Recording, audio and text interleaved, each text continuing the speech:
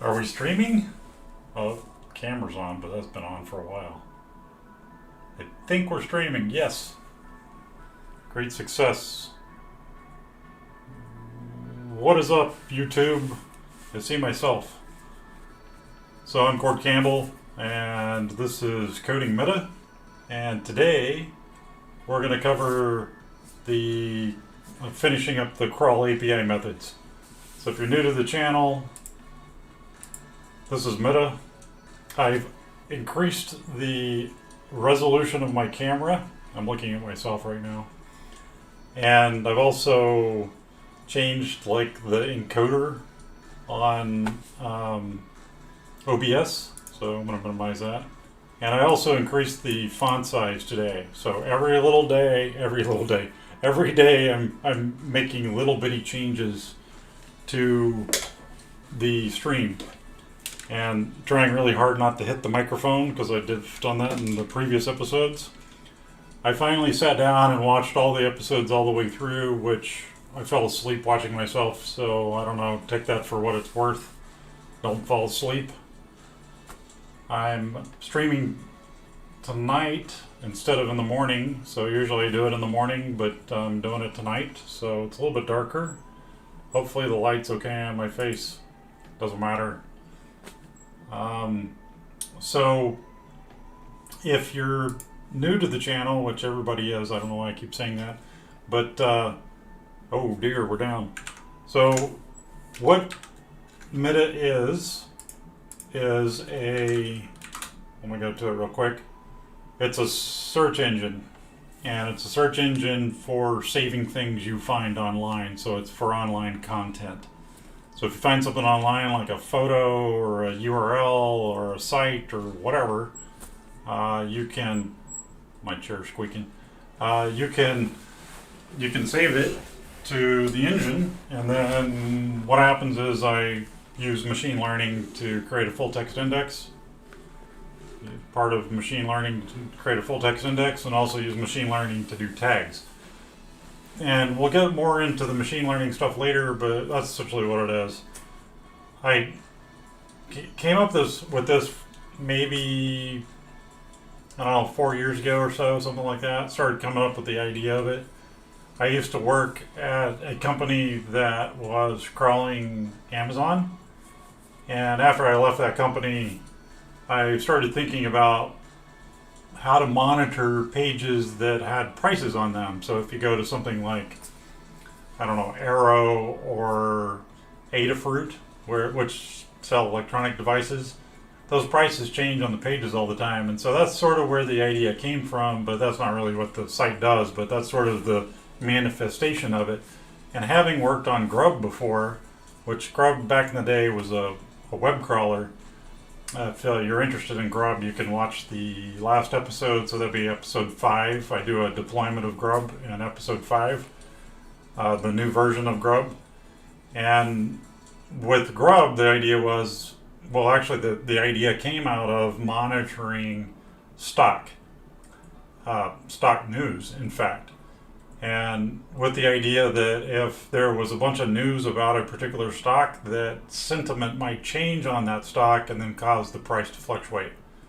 And as we've seen, you know, recent events occurring with like GameStop stock, we can see now how social media and the different media platforms that allow people to collaborate or talk to each other online is really changing the way that stock is traded and priced. So I came up with that idea for Grub back in, I think, like 2001, so maybe I was like 19 years early. Anyway, so this is sort of accumulation of a bunch of ideas that I've had that all kind of work together, and it really was never possible until now where we had machine learning. Okay, I've watched myself enough that I know that I blabber on, so that's probably pretty entertaining to some people, but other people, you maybe just want me to get into the coding, and so I'm going to try to be hardcore about writing code today. And so the Meta is written in Python using the Flask framework. It has an authentication module, that auth module, that is that uses Flask login. And in fact, I'm going to try really hard today not to click on my config.py file. I wonder if I can close that. I just don't really want. I wonder if maybe if I pull it all the way down to the bottom of the page so nobody can see it, and then I'm going to click on it and close it. There we go. So yesterday, if you were watching the stream yesterday, I actually showed you all my keys, and I've rotated all those since, which is a good thing. You should rotate your keys every once in a while. And so I'm not going to do that again today. I'm not going to show you my config file today. Hopefully I don't have to do that. So when we look at the requirements for this project, we have a fairly short list. So I use a bunch of Google Cloud stuff, including the Google Cloud Vision, which is the machine learning stuff, which we'll get into later. I use Flask WTF, which is forms, but I think I actually got rid of that part of it, so I probably don't need that anymore, but I need to probably get rid of the includes. And I use Flask login and a few other Flask things like Flask Tailsman. I use Twilio and SendGrid. So Twilio is used for SMS, which is how the logins work. And right now logins are broken. So if I try to log in on production, that's what it says. It's broken. And the reason it's broken is because I rotated my keys, and so I'm not handling some key being wrong correctly, and so I'm just giving some nasty error there. SendGrid is used for doing the emails, so that you can also log in via email.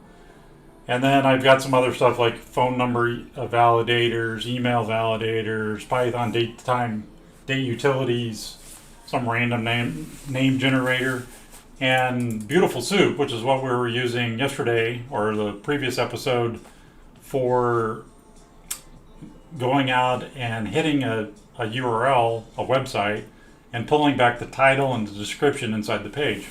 All right. So first things first, I do need to fix production. It's kind of silly, it's broken, so let's do that right now. So what I need to do is deploy it, and so that's what I'm going to do it with, is gcloud app deploy, and then I'm going to say yes. This is the deployment for Meta. Hopefully nothing in here I don't think it spews out anything that you shouldn't see.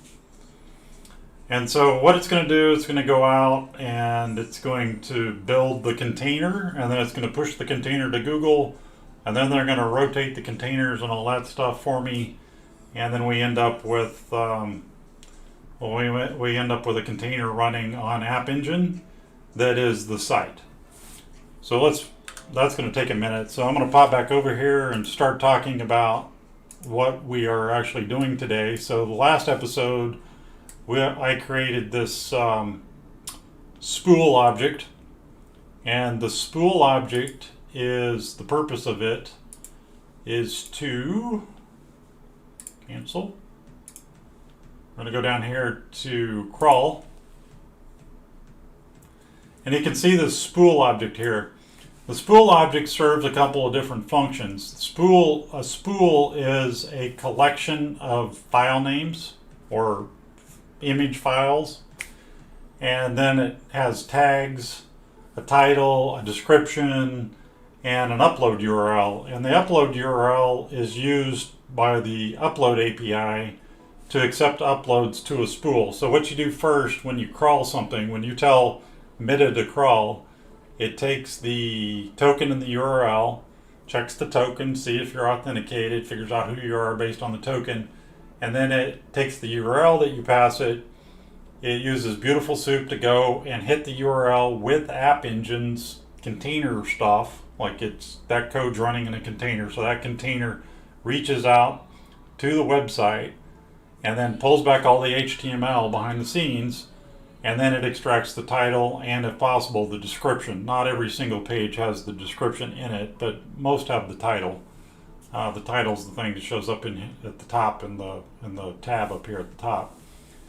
And then it just sticks all that stuff in the spool object, which is just a dictionary, and then I spew out the JSON, and here it is.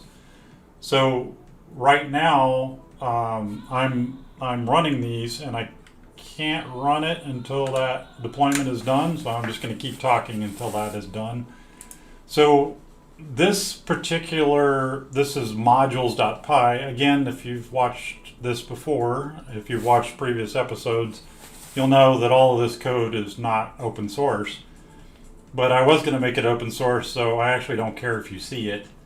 You might be able to piece it together if you watch all the episodes and maybe do like some screenshots or something. If so, knock yourself out. I decided not to make it open source, so there's a story behind that. Watch the other episodes if you want to find out the story. So in the case of this particular class, it's using an Ndb model. Ndb is Google's, it's a service they run. It's a NoSQL database that they run.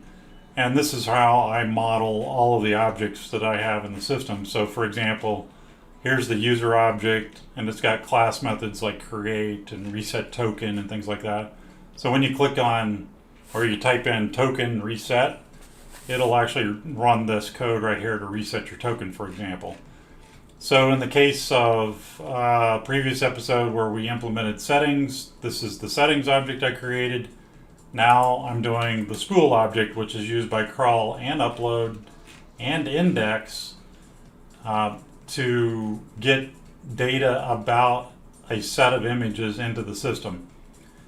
And the way that Meta crawls a website, it crawls it with Beautiful Soup, but just touches it just barely with Beautiful Soup, pulls back the source code of the page, uses Beautiful Soup to dive in and grab out the title, and then it exits.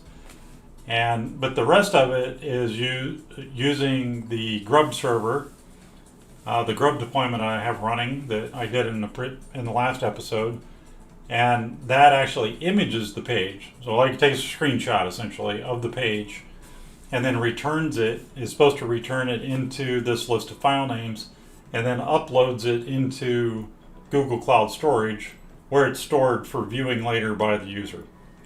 So I've got part of that done, and that's here in the crawl.py crawl method, and that's handling the /g API route. Okay, so I got down to about right here in the last episode, and then it just wasn't working. It was barfing right here. I don't know why it's not taking these other objects, but what we're going to do is we're going to just iterate through here and try to figure out what's going on with this. And I was going to fix it, and then I just decided, well, I'll just do it on stream. So that's what I'm going to do. All right. So I yacked long enough that it's still deploying, so there's not much I can do until it's finished deploying. Well, I can go in here and I can let's do this. So I know down here that I've got to call the Grub server, and so that's the Grub URL. And that comes out of the config file, which I'm not going to show you today. And then I think that's actually going to be, that could potentially be a problem. Could be a problem. I really need a separate screen on the other side, but I think it'll be okay. So the Grub URL is the address of the box for the managed deployment that I did, the managed instance groups. So if we go to instance groups in Google Cloud, we can see this Grub group here. And that's using the Grub template, which uses the script that comes from Grub 2.0 code that I have up on my GitHub.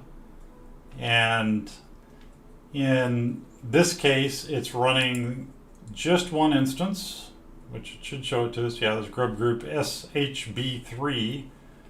And this thing is running the Grub services, and it has a URL. And let's take a look at that real quick. right here. Is that it? Yeah, this is it. And that's this /G right here. So in the code, in the docs here, I'm saying that it's going to try to, and I say it, meaning the Grub server, needs to try to upload the images that it finds when it crawls.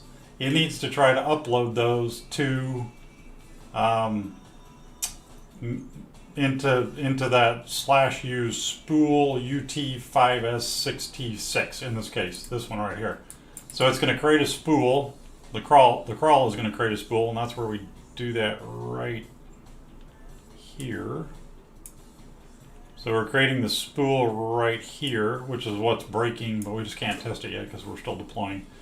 And then once it creates the spool, it's going to drop down here, and it's going to make this, when I say it, AppEngine is going to make a call to the Grub server, which is running as a managed service on Google Cloud. And that's done through a load balancer, which is this Grub LB load balancer. So it's going to reach out and it's going to hit that IP address and this port, and then what's going to happen is that ends up runs this code right here. So it does that right there. Now, one of the things this does is it puts this, it runs this subprocess program. Subprocess just shells out essentially, and it runs another Python program to take a snapshot of the page. So browser session, essentially what it does is it creates a snapshot of the page, the URL that I give it. I'm doing this because it kills that process. So number one, it's secure, and number two, I couldn't get it working by including it in here. I was getting, like, evidently it fires itself up, and then once it's been created, you have to tear it back down. And if you don't exit the Python, then it doesn't tear it down, and I don't understand how that code works. And I have to get in there and do it, and I just decided I wasn't going to do it, so I didn't do it. And so I ended up doing it this way because it works. So this will need to be fixed later. We'll make Joe fix it maybe. And seeing how Joe came up with the assembly of the code in browser session, which is what actually takes the picture and creates a certain height and certain width for the page and stuff. It'll get the whole page. If the page is long, it'll take a picture of the whole page for you. So when this exits, it ends up giving me the file name. And so what I need to do here at some point is I need to upload to the spool endpoint. And that's, we look at it over here, the upload URL. So you can see here, I say the upload URL is /u/the spool name. And if we go over and we look at the docs, you can see here an upload that it takes, if you look at post/u spool name, that allows you to upload an image to the name spool. So that means that in upload, this is the upload methods, and in this case, it's /u. Looks like I'm supporting the /u. Yeah, this is not anywhere close to what this needs to be. So I'll need something like this in this upload thing. I'm gonna need something. I'll probably need something separate. So I want to just do upload handlers route, and then I'm going to do a /u, and then that's going to be the spool name. Yep. And methods are going to be equal to post. Now these routes are overlapping, but I've got to get rid of this other stuff. So what I'm going to do is I'm just going to comment this out for now. That's going to be what we're going to need to add to it. It's doing this right now. I mean, I sort of kind of got this working, Is this done? Thank goodness. It's done. Let's look at it. Is it working? Let's hope it's working. I guess it doesn't matter if it's not working. I don't have to do it on stream, because if it's not working, then I'm gonna have to like go in and look at stuff. Oh, it's working. I'm looking at my phone. There's my code. 373528. Okay, now I'm logged in. So this is in production. Let's see if we can do a search. I don't think I've bookmarked, or it's not bookmarking. It's saving things into the index. Okay, so that's not working. I wonder, is the indexer up? It should be up. Yep, the indexer's up. I don't know what's wrong with it. Who cares? Doesn't matter. We don't need to index anything today. We don't need to search. We're working on endpoints. I'll figure out what's wrong with that later and make it work. Whoops. No, we don't want to deploy again. We want to run it. There we go.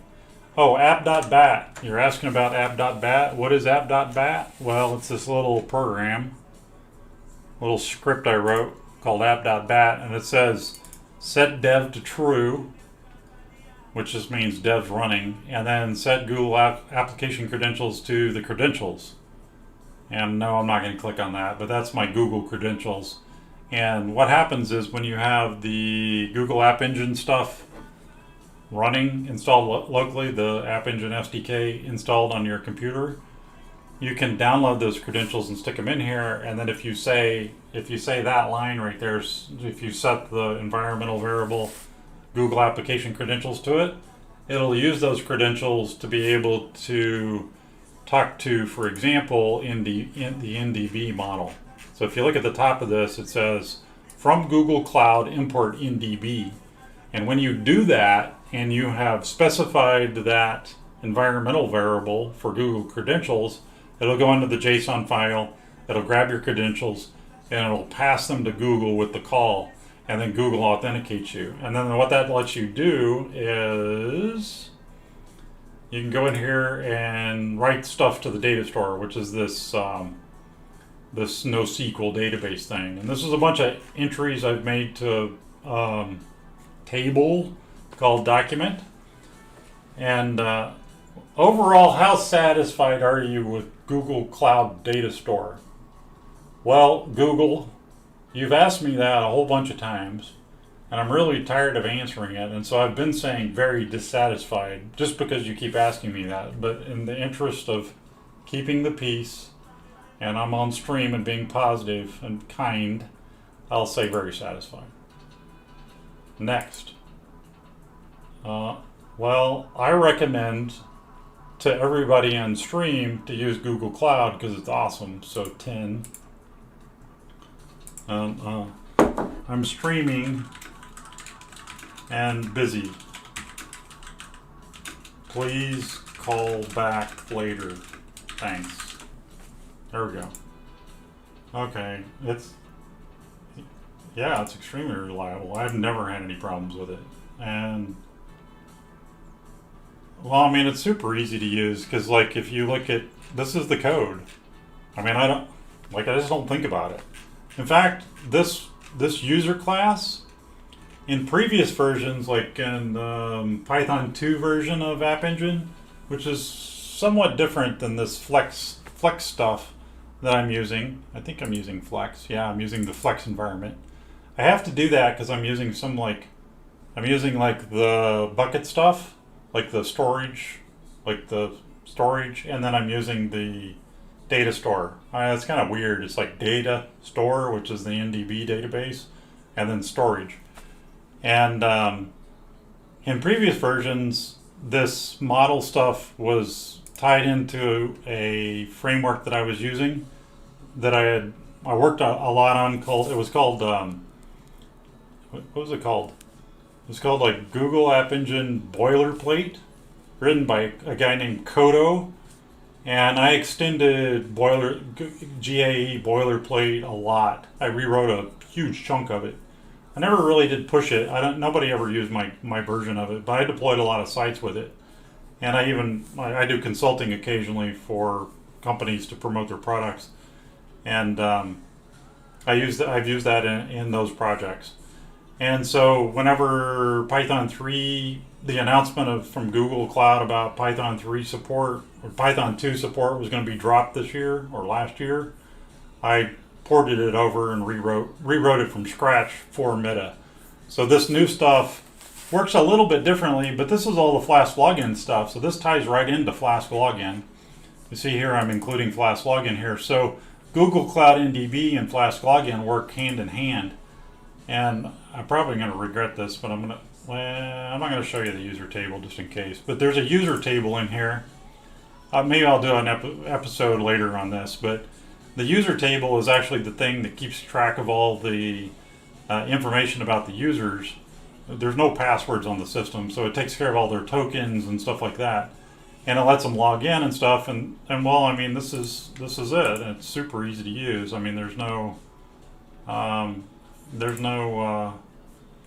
thinking about it at all. It's just simple. So anyway, so we're gonna go back down here and get back to work. I'm yakking too much. All right, so when we go back in here, so the upload stuff is gonna have to get done because I have to be able to upload those from the crawler. And keep in mind, the crawler is running Grub, which is like this separate entity. It's a instance template. Managed instances running on Google, which is completely different than AppEngine. But AppEngine and the instances are talking to each other. So there's a Solr instance out here, and then there's a Grub instance, which is taking pictures of sites. And then Solr, of course, is a search engine, so it's the index, and it has to index those things. And then we have AppEngine, which runs the site and the authentication and all that stuff. Someday I'll do like an architectural outline of how the site is designed, because I think it's useful for people to think about their own architecture for their own sites. I mean, this is what I've picked to do, this particular this use case that I'm picking, which is giving people a way to index web pages on demand. Instead of having Google do it, and instead of Google crawling everything, you just pick what you want it to index. That's sort of the shtick behind Grub. So, okay, so back at it. So I gotta go into crawl, and in here, let's see, are we running? Yeah, we're running. Okay, so I'm gonna bail out of here. I should be able to pull this up now. Yep. All right, and let's see here. That's not localhost. Is this localhost? Yep. I logged in earlier. Is it working? Yes, it's working. Okay. So, and can I search? I'm just curious about search being working or not. Nah, search isn't working. I don't know what happened to it. Oh, I'm kind of...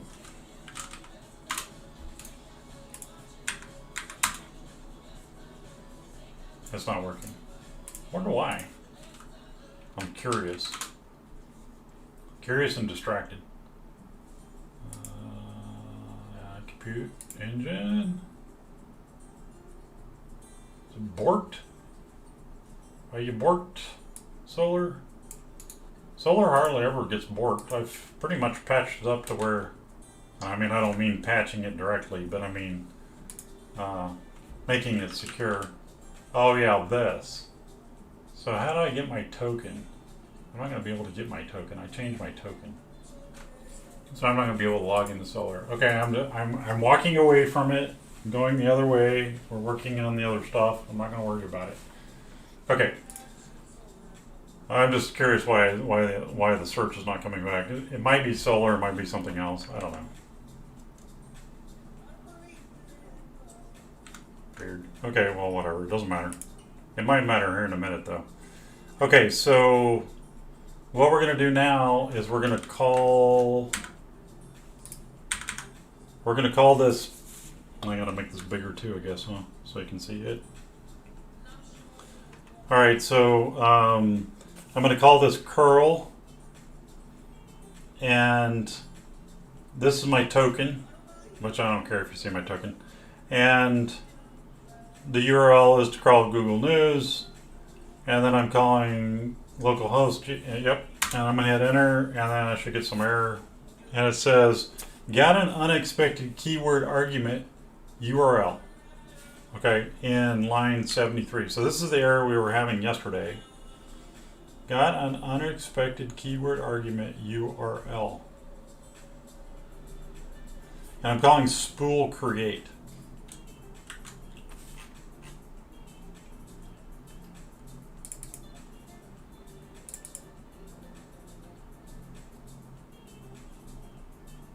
So I'm importing from web models, I'm importing URL and spool.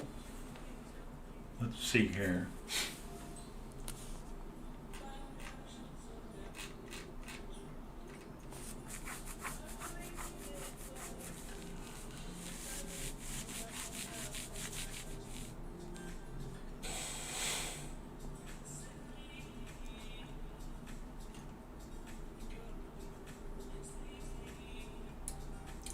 Well, I don't want to call grub response. That doesn't make any sense. I do need to make it none down here, I think. The grub response will come from the grub box.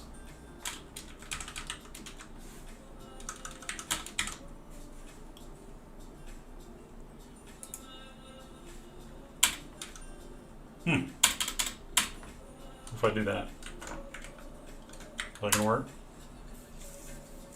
Nope. Got an unexpected keyword argument create. Got an unexpected keyword argument URL. I mean, I was talking about this the other day, but it's like, I'm gonna be watching this later. Of course, hindsight's 2020, but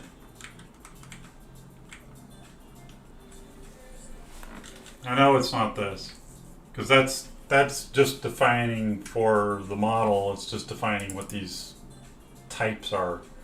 So we have a bunch of variables and we have a bunch of types, but the actual class method for creating it, which is called create, well, this is it.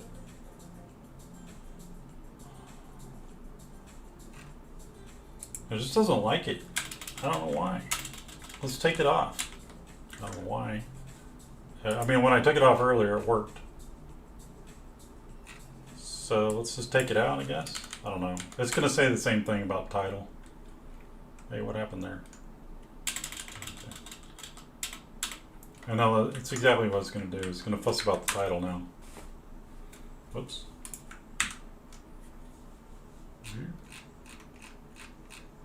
I got some double quote thing going on here.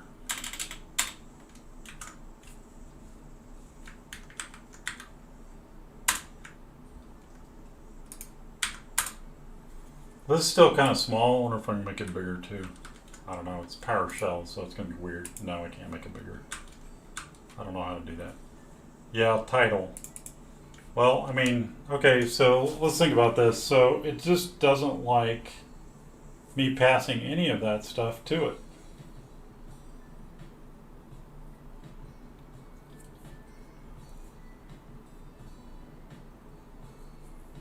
It's so weird. I mean, I'm doing it on other ones. You see here, I've got like a URL create. That thing worked. It worked like a champ.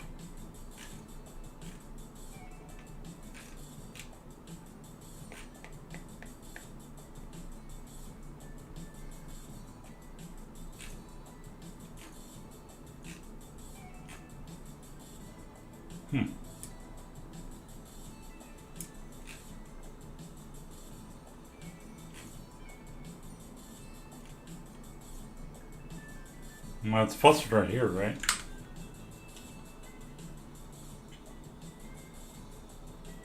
Line 76 in crawl.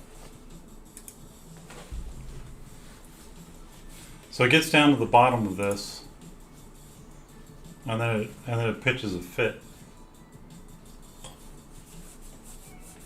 We got commas in here. I mean,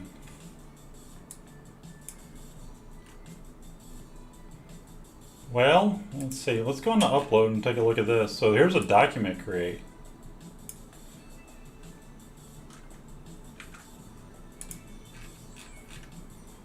We'll go down here and take a gander at document.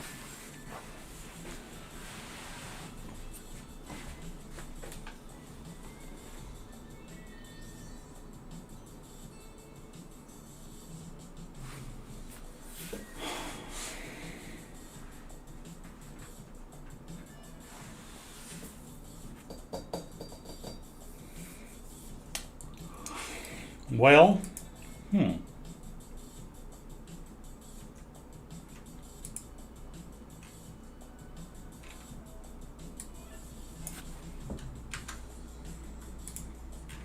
thinking.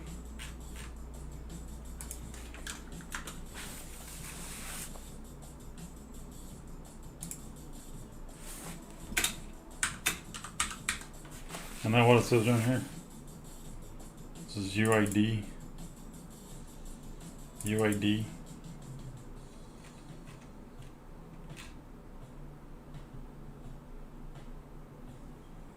Well, I'm saying though title equals none though, aren't I? And in the case of this down here, I had stuff, so is it because I'm saying none? I don't know, maybe. So could I say something like none?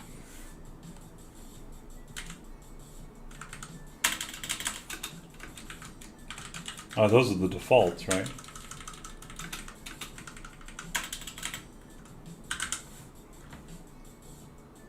Is that gonna work?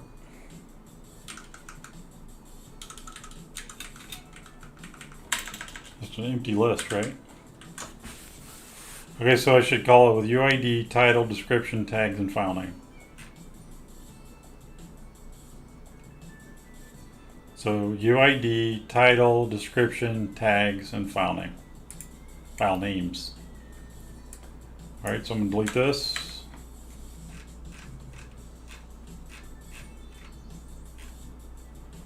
I'm gonna delete this.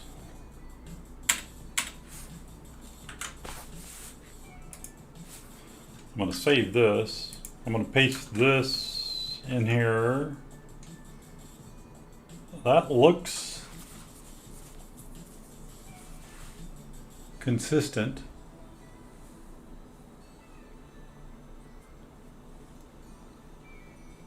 It's a little bit different because I'm saying Flask login current user ID. I mean, I can do that.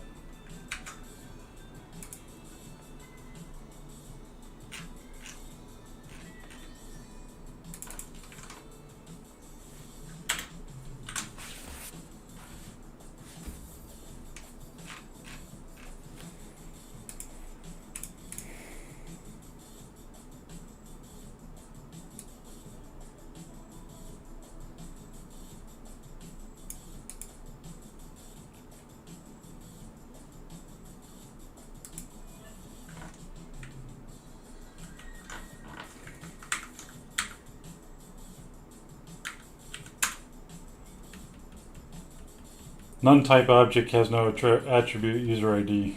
Line 167. I'm sorry, 169 in models.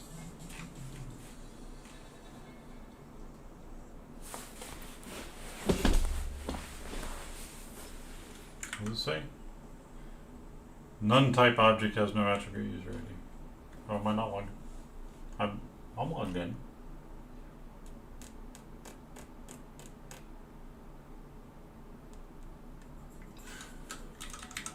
Maybe I'm not logged in. Let's see here. I should be logged in. Well, this guy's logged in. So let me do this.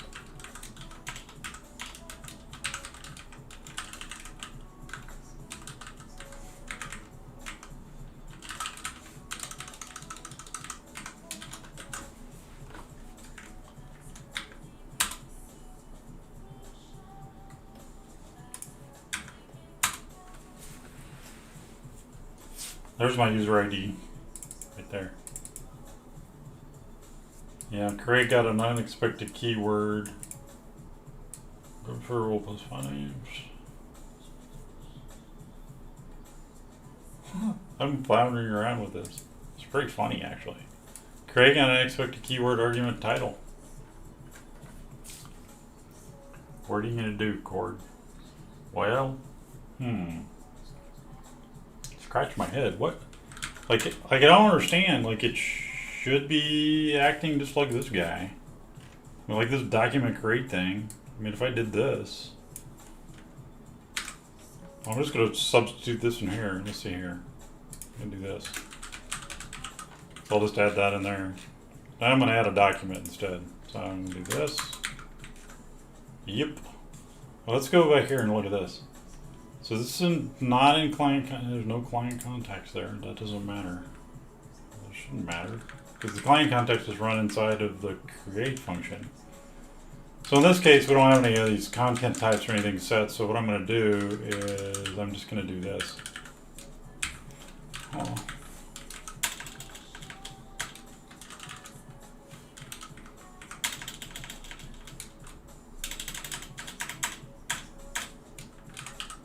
Okay. And I'm going to print doc. So if this one works and the other one doesn't, then let's got an odd rate. What's it doing? There we go. Undent does not match 72.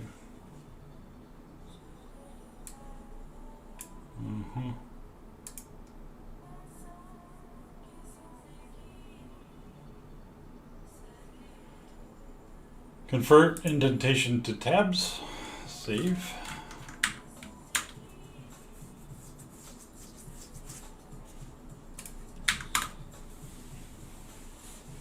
Okay, so it says UID not defined.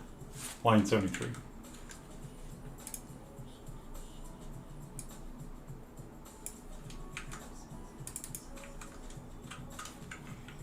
Try again. Where was it say? It says no current context. Ndb calls must be made in context established by Google. Okay. What line is that? No, it's not going to tell me the line. Oh, line 79. Oh yeah, that's right. Can't do that. With client content. This is part of the thing that changed with Ndb is this. I mean, I think it's like, I think you have to include the client context thing is like, I don't know, it's like some, I don't know how it works. It's like some Google library, Python library that gives you the context of the database object so you can query it because doc is a database object. And clearly document didn't break. So spool create doesn't work. But I'm passing content type to document create and that works. So can I do something like this? Is that gonna work? I don't know. What does it say here? No current okay, so this should work. Create got an unexpected keyword title. I'll be damned. So I'm able to create the document and I'm not able to create the spool. Such a weird problem.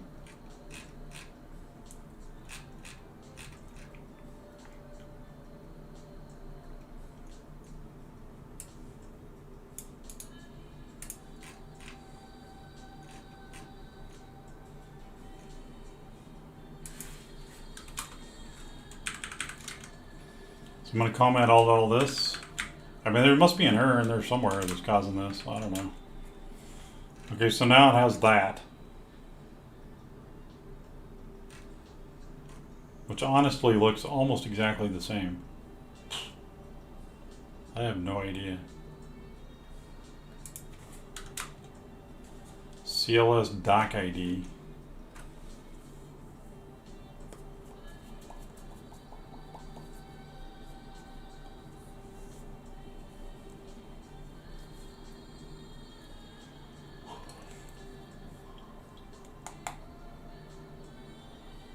Okay, well, I'm going to take that guy out.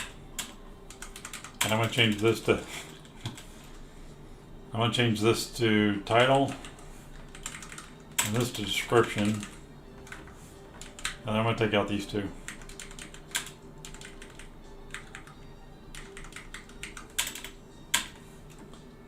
And this is name.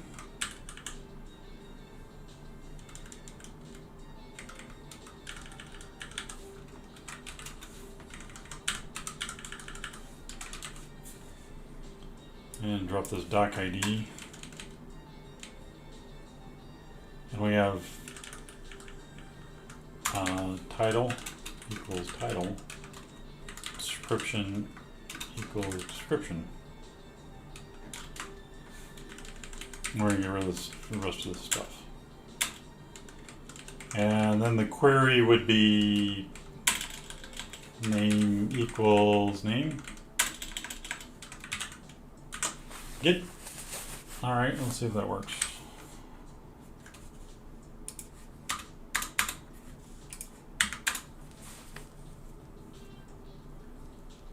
And Craig got an unexpected keyword argument title. Well, I mean, what else do? We can take this.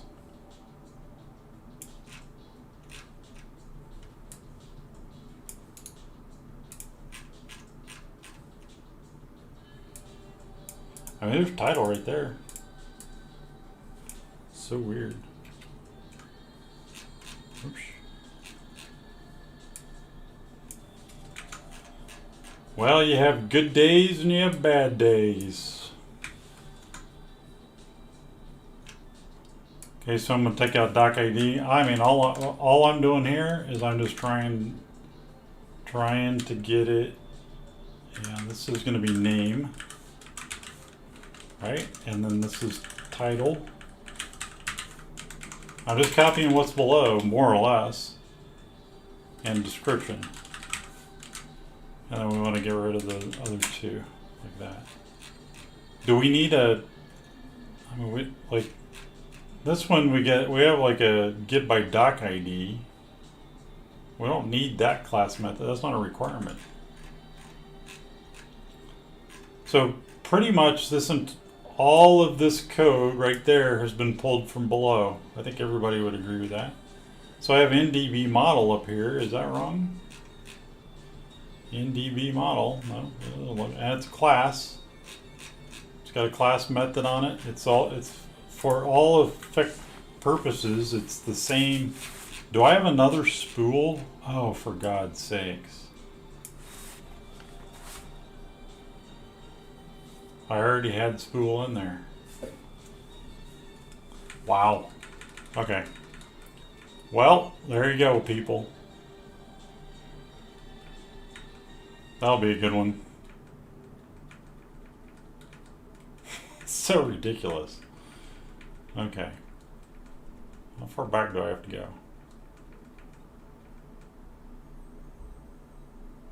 Yep. Alright.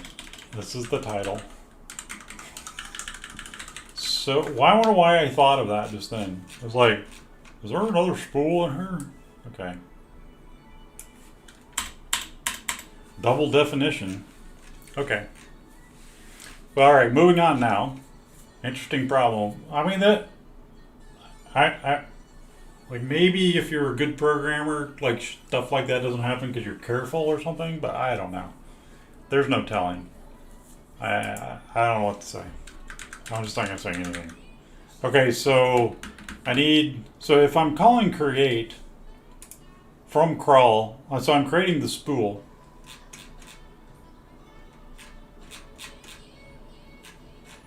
So I'm creating this object. I'm calling it with the token and the URL, but by the time I get down to here, here I have already called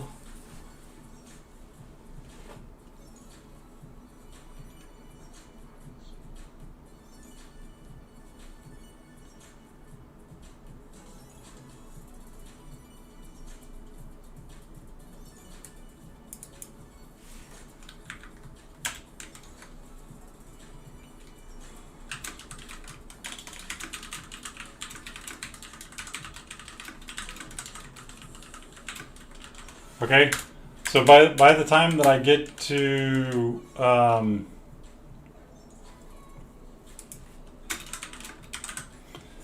by the time that I get back from Beautiful Soup, I'll have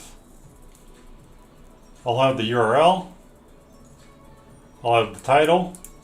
The reason I return the URL from the HTML crawl function This thing right here is because we might have a redirect. And right now I'm not dealing with that, but I'll come back later and fix that. So, so I have the URL, the title, the description, and the Grub response, right?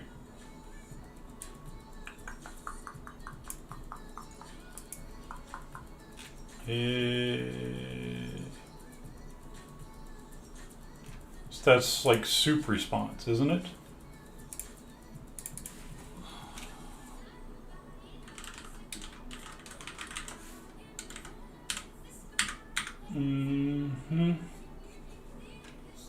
All right. So then, do I want to add? I want to add that probably.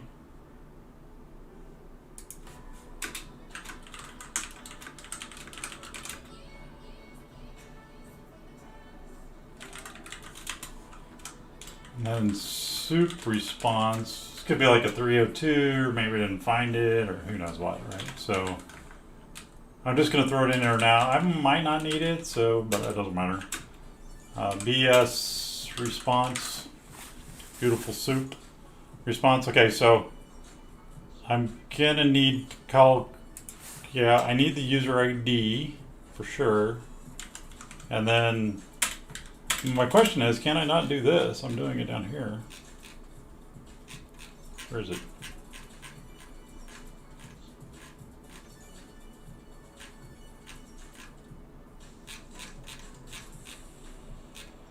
And I guess I don't, yeah, I guess that's right.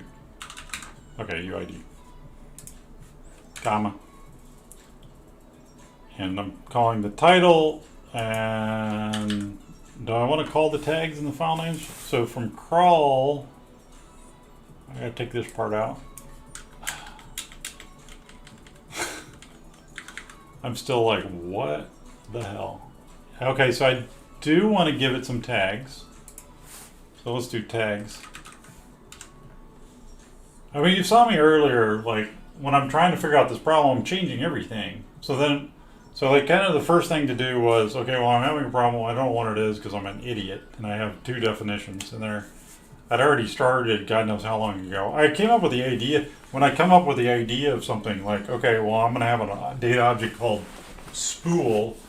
Well, let me just check my time. 52 minutes. When I come up with an idea of an object like that, like it's a data object. I mean, it's an object that you store data into. But it also is sort of like the definition of how the thing works, how the whole thing works is dependent on these objects or ideas. So a spool is just a collection of images in my mind with the URL that represents where those images were found or where they were uploaded to or whatever, and the title and description. So like spool is a collection of values, types and values, variable types and values. So it's an object. It's like a class object. It is a class object. And so the thing that you send over to it to create it, well, I mean, it doesn't need everything that ends up getting in it. It doesn't need all of that. You just need part of it. And so whenever I do that, I stub it out. I think about the object, and I'm like, well, I think I need an object called a spool, and the spool will have all these things to it, and then I'll write the code for it. And I usually do that by copying another, especially with the database, I do it by copying another object. So that's what I did. That's why it was in there. Anyway, I'm gonna let it go. Okay, so tags and then file names. I don't think that when I create it, I need to pass the file names because they're empty. So I'm just gonna make it simpler. Okay, so now title can be the title. Okay, so I put all this up here so that I can sort around what I needed to put in here later, and now I'm going to do that now. Alright, so the user ID is the user ID of the user, which is pulled from Flask login current user ID, which when they pass the token in is populated with their user ID. And then the same thing goes for the description as does the title. It's this. And then I need soup response. I don't really know where to put that. I'll just put it right here. And that's just the response from the call to go pull in the title and description. So I've got the description, the title, and the URL.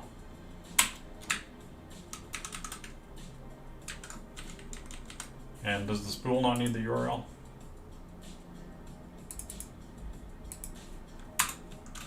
That was our original error. That other object, the one below it, is the one that overwrote it. So in Python, that just replaces that object. So URL equals results URL. Okay. Yep. That's it. So we have the user ID, the URL, the title, the description, and the tags. And we don't need the file name there because that's empty. And tags equals tags.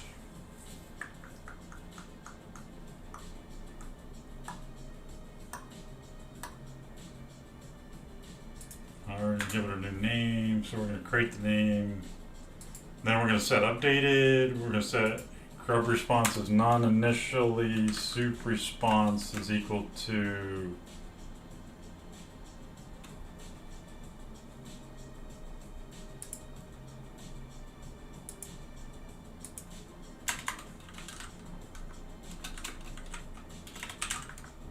like that. So we're going to set the grub response equal to none because grub will call back the upload with the response. Well, grub will call back this method right here. Well, this one specifically. We're kind of doing this in here. So this post G and post U both create a spool object. All right. So we're going to have a random string name, 13 long, with client context. We're going to do updated, grub response is none, soup response is soup response, user ID, the name. I'm trying to keep them in order here. The title, the description, the tags, and the file names. And in the case of the file names, it's just empty when it first gets put. When it gets created, it's empty. Anything else should be empty in here? No, the URL, that's it. Okay, that should work. Please work. Something is working. Invalid syntax, 178.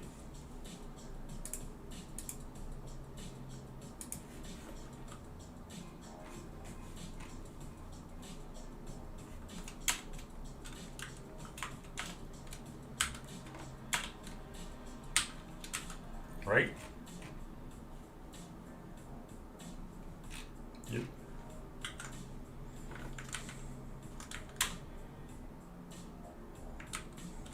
What does that say? Line 60, 61. Crawl.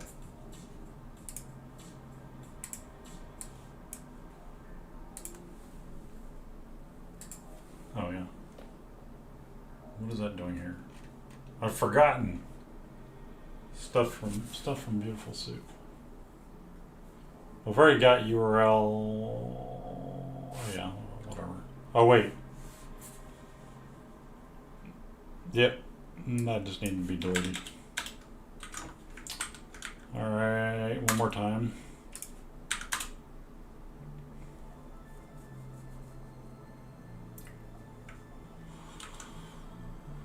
Okay. So if it's not a repeat of the last time. Okay, so soup response is saying it doesn't expect that. Well,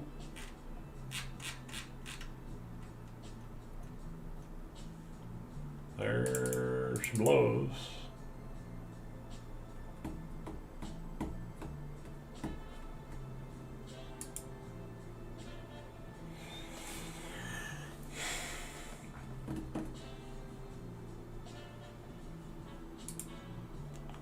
So it is expecting soup response, user ID, URL, title, description, tags. That's how it's being called. What does it say? Okay, line 72 in crawl.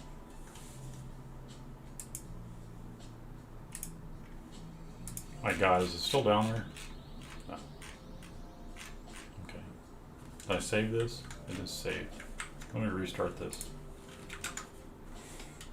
Now I'm gun shy. Oh, is it gonna? Nope. Okay. Let's run this again. Create an unexpected keyword argument soup response. Are you kidding me? Come on.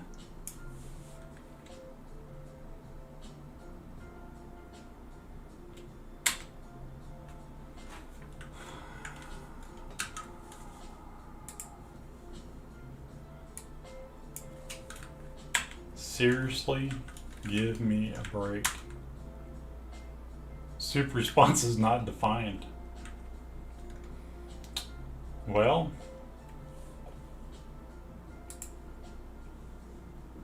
where's it saying that? Oh, here.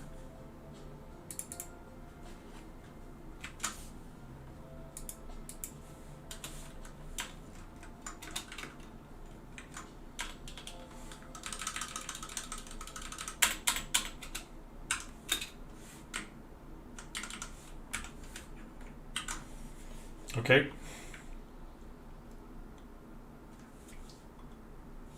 Good Lord, it's almost 9. I got up early, so my brain's fried. Okay, so I just really wanted to get I really wanted to get a episode done today. So I was just like, I'm doing it. I'm doing it. All right, soup response equals, and then this is result. Is that what the problem with it? And then this is so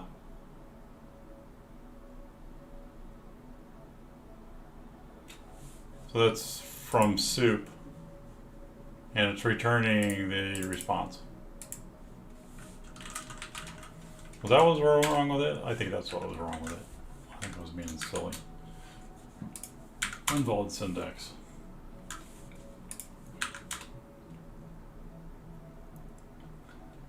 Oh, great. Oh, good. Now, okay, so, okay. I feel like that was a bunch of floundering. That's okay though.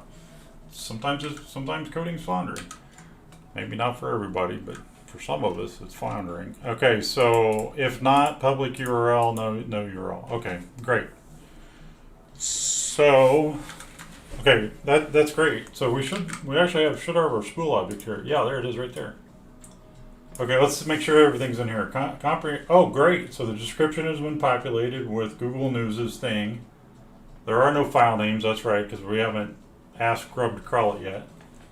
Grub response is none. The name was made up, so spool 721SXRH, blah, blah, blah. Soup response was success, because it was.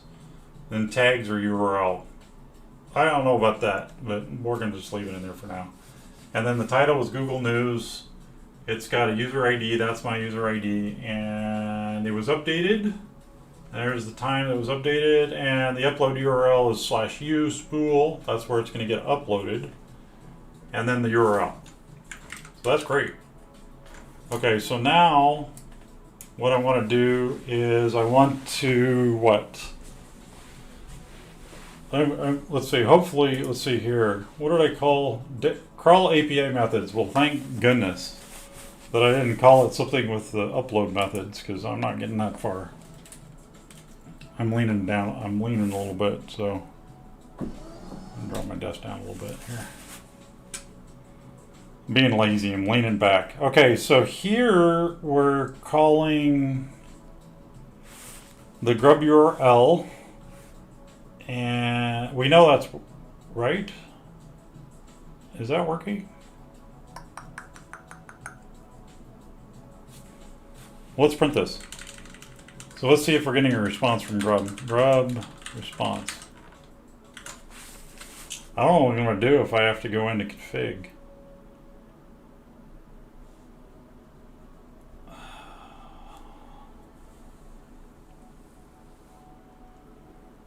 I could, oh, excuse me. I don't know what I'm going to have to do there.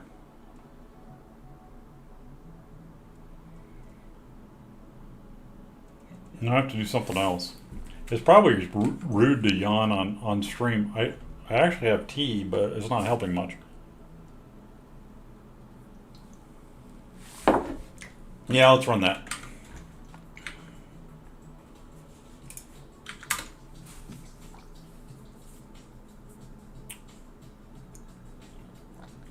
We got an error in there. It says expecting value line 1, column 1. I have no idea where that's coming from. Why is it saying that? Oh, then it's fussing about the public URL one again. Well, that's because, oh, that's our exception. Expecting value line 1, column 1. What does that mean? Well, okay, so when you're dealing with exceptions in Python, I'm no expert at it.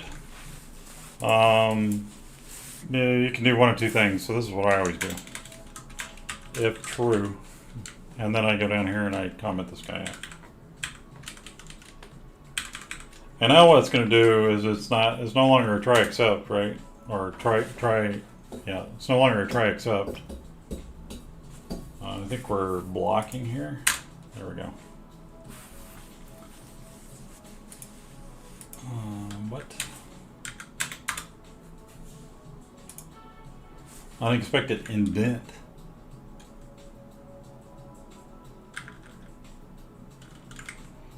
Where? Line 101. You fussing about this, Python? I never know what you expect from me on indentation. You're being unreasonable.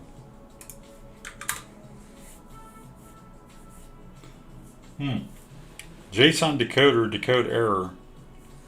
Well, it's not decoding something. JSON decode error. Where is that? Oh. This JSON loads. Okay. So print request. Now we're getting somewhere. Getting somewhere no good, but that'll work. All right. What's it say? Authorization required. Oh, I knew it. Huh.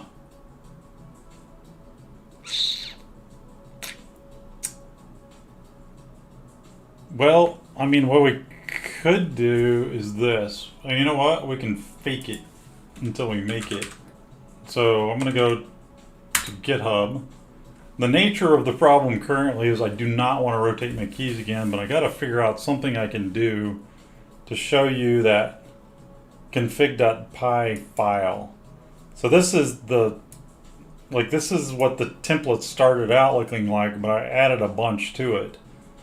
So, but I need to be able to have a config file that has the values in there, but for the stream not to see it. So I don't know how to do that yet. I mean, I wonder if I could. Can I start a virtual camera? That sounds dangerous. It sounds like something that is going to cause the stream to go bad. I'm gonna have to play around with figuring out how to blank the stream out. I know you can do that with OBS Studio, so I need to figure that out. So what I mean by fake it until I make it, I'm gonna go in here and I'm gonna go to meta Let's see here, let me think about this.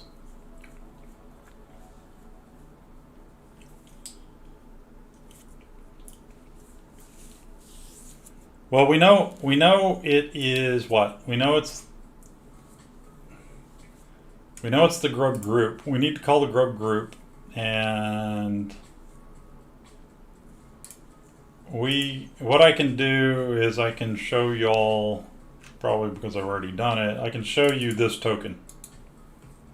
Okay? And then it's an interesting problem to deal with here, right? Okay, so what we want to do is we want to call a grub URL. So instead of using the config file, we're just going to define it right here. So then this is going to be grub, and then the password, and then it's going to be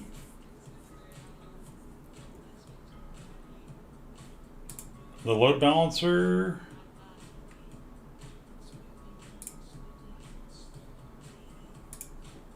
I really like doing these streams. I feel like when I am not streaming, I get a lot more code written, but it's good to do it like this, because at least you sit down and you're working. Sometimes I like right now it's nighttime, I might just go watch TV or something, but in this case I feel like the need to get something done. So then what we did is, because we have the load balancer in front of all of the Grub servers, and right now we just have one server sitting there, but we got a load balancer, and then we have this one server sitting here. And then the load balancer is passing through, and then this load balancer, or this box, this Grub box, knows its token is this token right here. But then this is the load balancer. And then we need the G for the Grub URL. And if we were to look at this code here, there it is. That's the Grub URL. And keeping in mind that we use basic authentication, this is where the username comes in. And then the password's being set, has already been set on that box. Okay, so this should fix this. And let's see if that works. Come on, baby. That looks pretty promising, because I think it's imaging it now. Takes about 10 seconds for it to respond. Oh. It's not responding. Oh, it did respond. Why is it continuing to run? Did not, it didn't return anything maybe. Okay, so print, okay, so, yep. Yep. So that's the response. Yeah, so it's falling all the way down here. I don't know what all this stuff is doing. Like all of this, I just hacked all this up. Well, I mean, I guess that worked. Did it return the public URL? It eventually failed, but...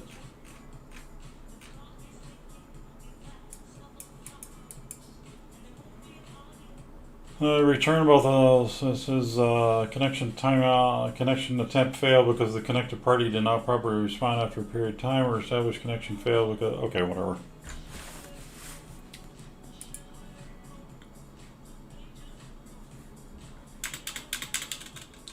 Okay, so here we're setting up... I guess I want to leave that in there. Okay, so I'm going to put my try back in here.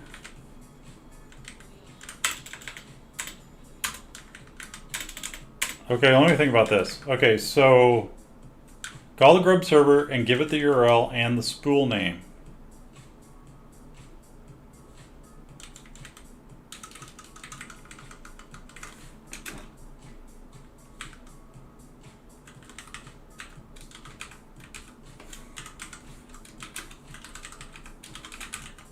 Spoon name.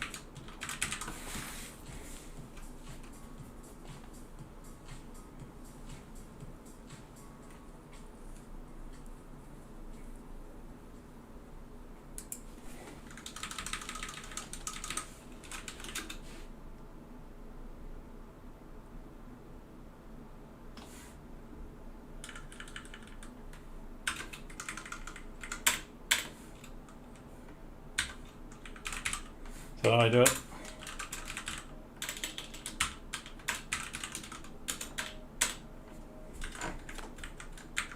How many spools am I going to create? Spool object is not subscriptable. That's because it's a dot. Right?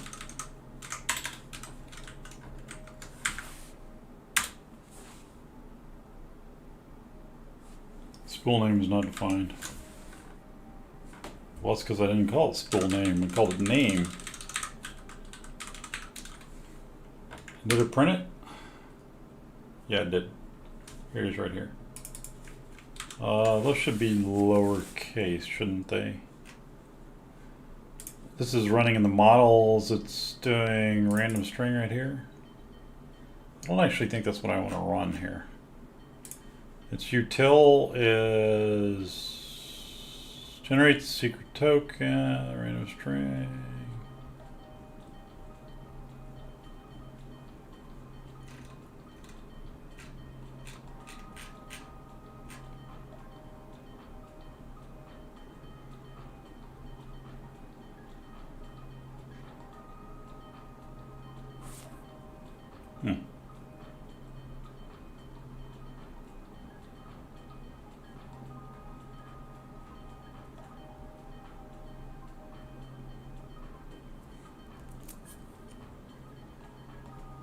I thought I used to have the lower thing in there, but whatever. Yeah, doesn't matter. Okay, so that's probably too big. I don't know. Whatever, it doesn't matter. Okay, I always use when I use for my string links on like naming stuff. You can, well, whatever. I pick 13 just so that there's no overlap. Because all the spool names need to be unique, because they end up mapping to a it's kind of like almost like a token, because it's like you still have to have a token to post to it, but it's almost like a token because the namespace is shared amongst everyone. So it's not like it's just your account. So it doesn't post it to /u/your username or anything like that. It's just the spool name. So I wanted to make it a little bit longer so the chances of having a collision in the hash is low. Okay, so yeah, okay, that's fine. All right, so spool name equals spool. Okay, right. That's fine. So now we're calling it with the spool name. So now I need to open up. I need to go into Grub here. And then I need to go into Grub, and I'm going to go here, and I need to say spool name equals request form get spool name. And that's how I'm going to arrive at, knowing. Actually,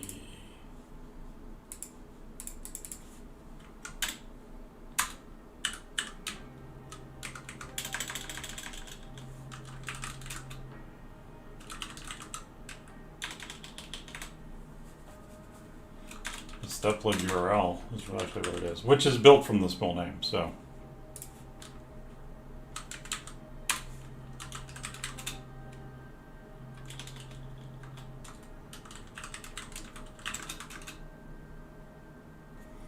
keeping in mind in models that we have the upload URL right here.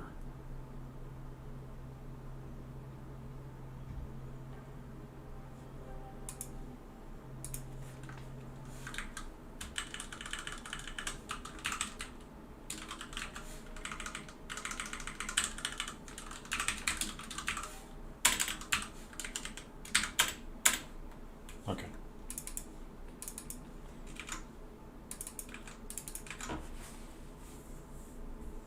So the URL is the URL it's crawling. The upload URL is the URL it needs to upload the images to when it's done. Yep.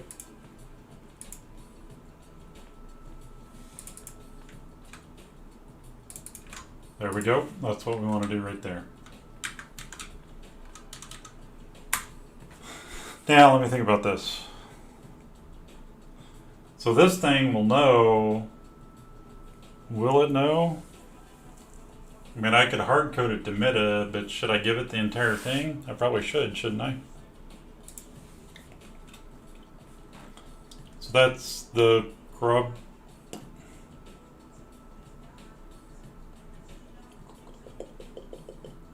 That's not the grub URL. That is the. That's going to be running on the upload endpoint on meta. So for now, I'm going to do this. Let's see if I can go into.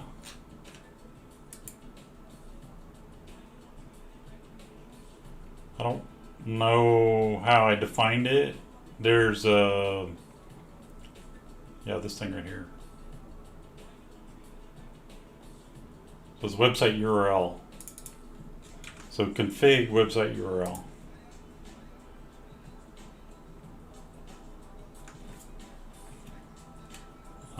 Okay, so %-s, %-s,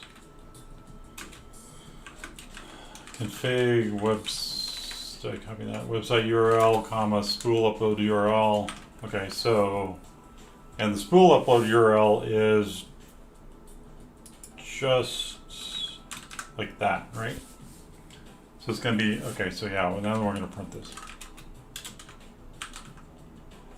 to make sure we've got it right. So we're just building out that upload URL. So here it says upload service port /u. What the hell? How's it doing that?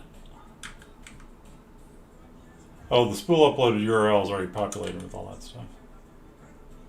Why does it say service port?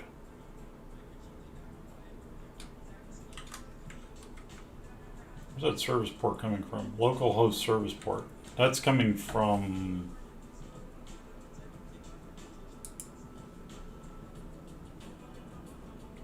here.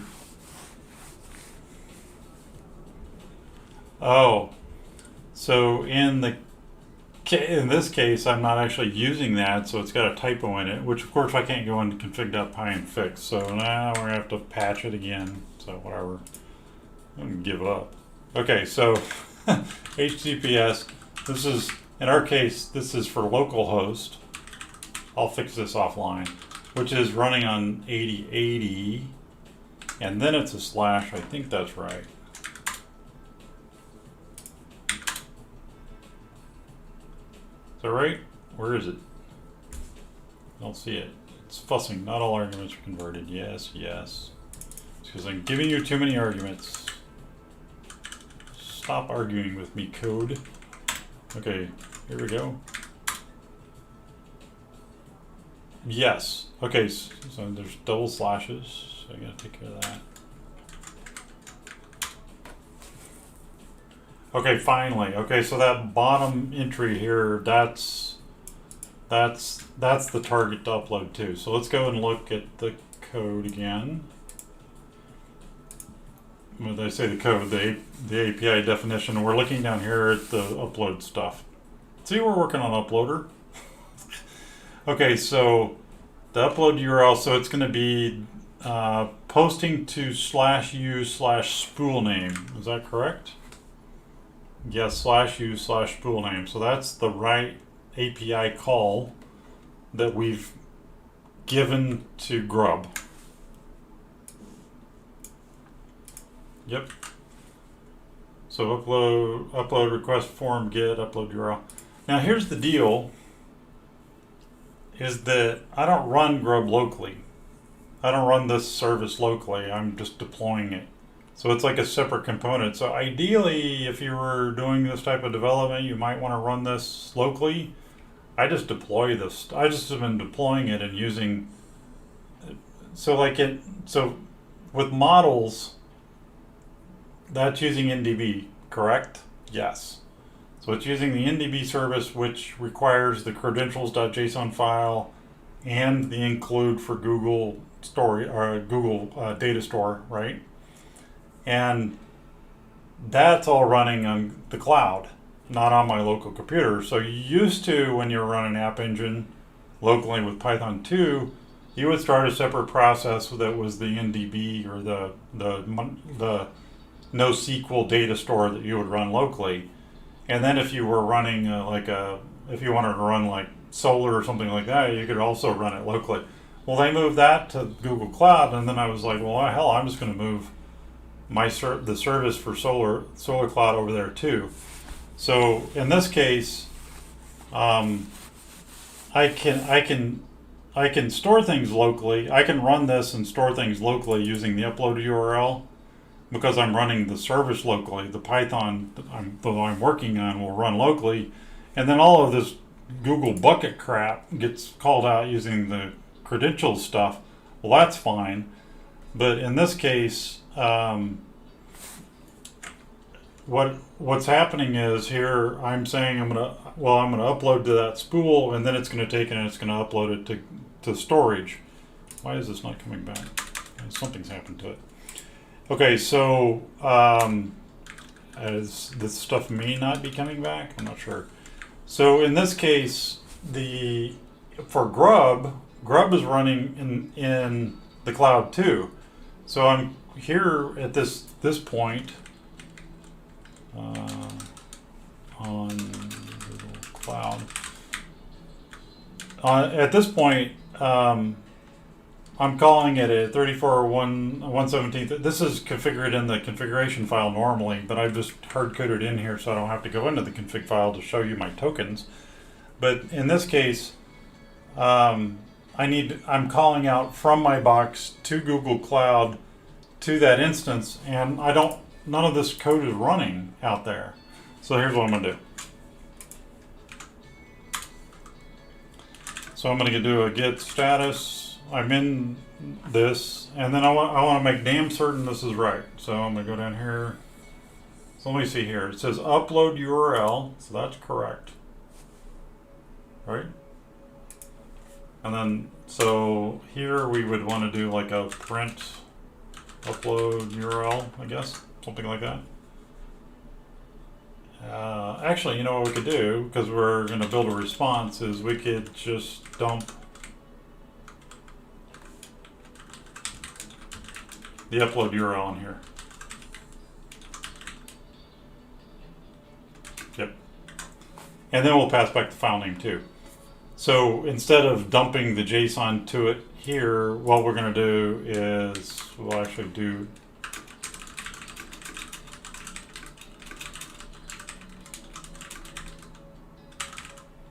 yep. And then what are we going to do that with? That's going to be some like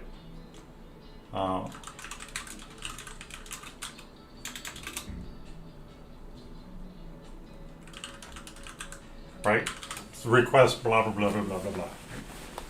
We're going to do a request to the upload URL point, because at that point we should see when we get this JSON back from the server. Once we push this, we should see it. So this is how we're going to push it.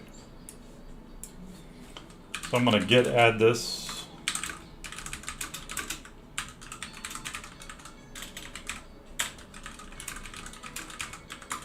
Committing everything to master. I'm going to push that. Then I'm going to come back over here and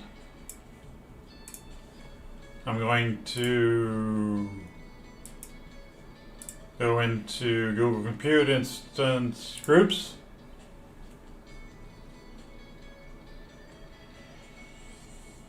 Grub group.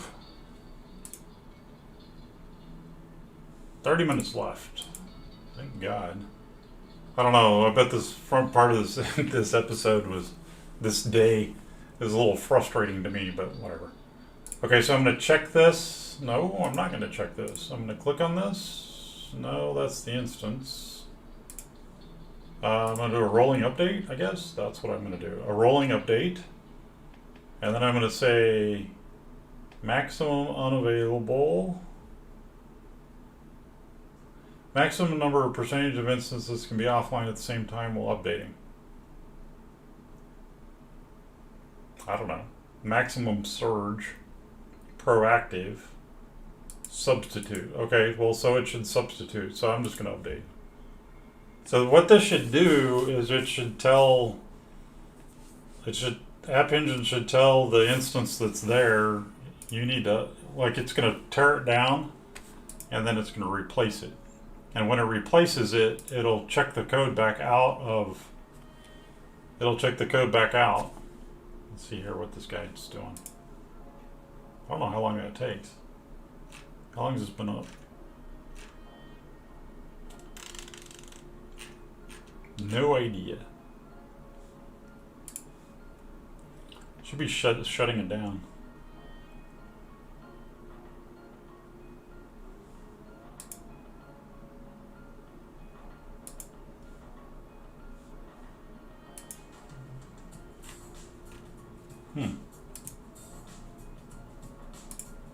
This worked the other day, and I don't know what's going on with it. Updating Grub group just now.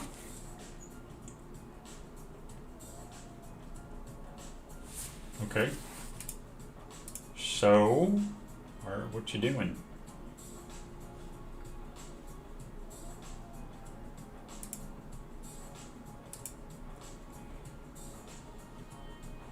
Creation time 6:49. That was created earlier.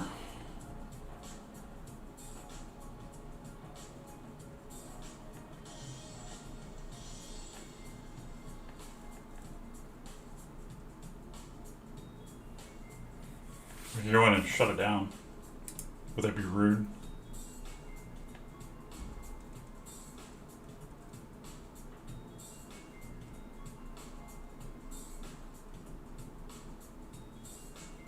Maybe it's already shut down. Nope.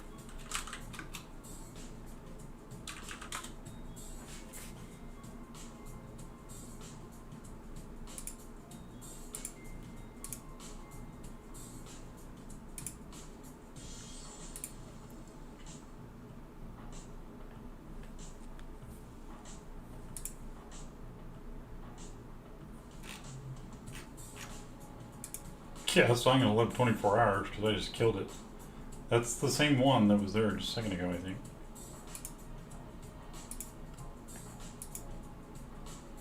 I don't know why it should update it. Yeah. Should update it.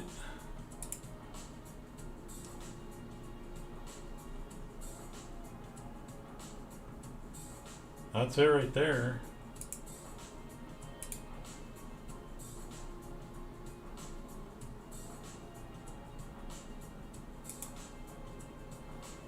Should have done something else. Maximum unavailable.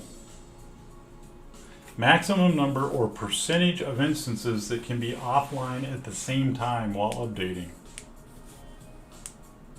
So if we set 0, maximum number or percentage of instances, maximum surge, proactive, minimum wait time. You're deploying Grub template to all instances in Grub group. One instance will be taken offline at a time, and one instance will be temporarily added to support the update. And that's not really what it did.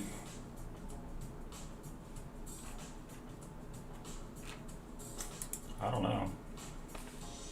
Maybe I navigated away from this page? I don't know. It's a good question. I did leave this page. This says something.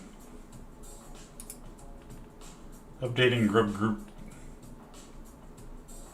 We said that just a minute ago, but you didn't do anything, did you, Google? Hey, pop up that box down here. I want to like re-respond. What do you think about instance groups? Well, it's confusing and it spins a lot, but I mean, I guess it works after a while. I mean, this stuff's complicated, so they do a really good job. I'm just kidding about it. I'm not really complaining about it. I don't know. What's it doing? Didn't I kill it? Is this box dead? Maybe it called it the same thing and restarted it already? I don't know. I'm pretty sure I screwed it up by telling it to halt. I can't kill the box. See that? I can't delete it. I can't suspend it. I can't stop it. I could create a similar one.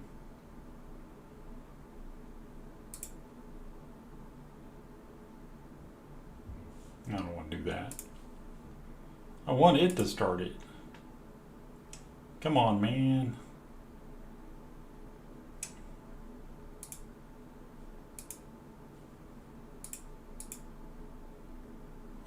Waiting for healthy timeout exceeded. Well, yeah. Yeah, it's not healthy. I killed it. So fix it. Isn't that your job, Grub Group? You're supposed to start another one, aren't you? Edit group. Maximum number of instances, 3. How long it takes for your app to initialize from boot time until it's ready to serve. Yeah, we knew that. Auto scaling mode, auto scale up only. Enable scale in controls.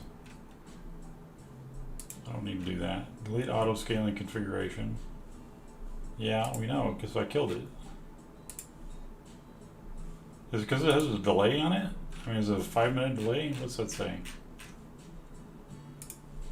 Where'd that go? Here. No. That's the machine. This, oh, here's the group. I'm in the group. Initial delay. The time to allow an instance to boot. No, that's not it. I have no idea what it's doing. This instance.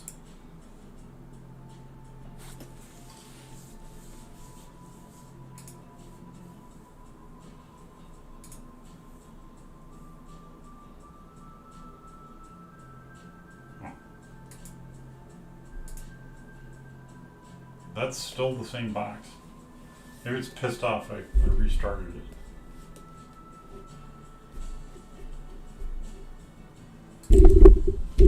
Waiting for healthy timeout exceeded. Waiting for health status timed out. For instance, yeah. So?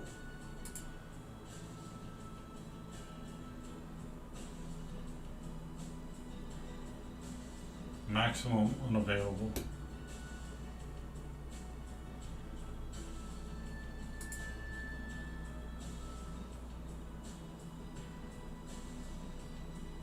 So it says maximum serves maximum number or percentage of temporary instances to add while replacing. I just can't do anything there, can I? Okay, now it says replacing.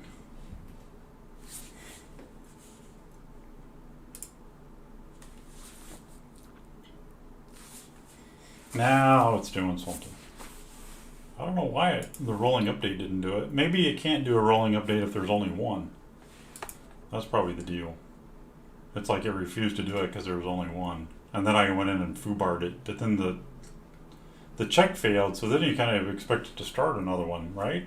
Like it should have started another one. I'm going to have to go investigate that. That doesn't really make a lot of sense. There we go. Now it's creating another one. And then it should shut that other one down, hopefully. That's kind of what I expected it to do earlier when I told it to do a rolling update. Maybe if there were 2, it could do a rolling update, but it can't do a rolling update on 1, so it just doesn't do anything. And then it expects you to do a rolling restart instead. That probably is what it is. Okay. So we had to do this, if I talk through this while it's restarting this, it should take about 3 minutes. But we had to do that because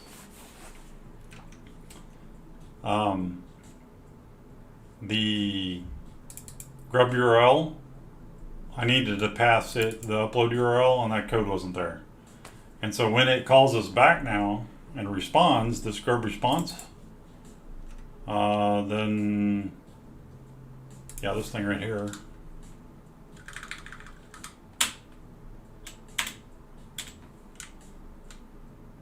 So we're going to do print Grub response. So that's the response from Grub, which should contain the upload URL that we sent it. And then when we get it back, like right here, we need to upload, I actually do the upload. So we're going to need to take the, image that we got, and then we need to take the image we got and we need to upload it to the endpoint. And while I was talking about that, I was thinking about that I have some stuff in here from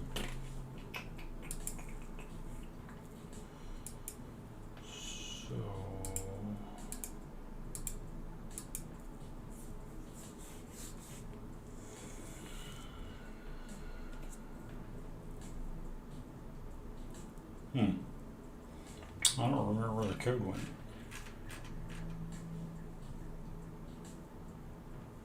Did I take it out?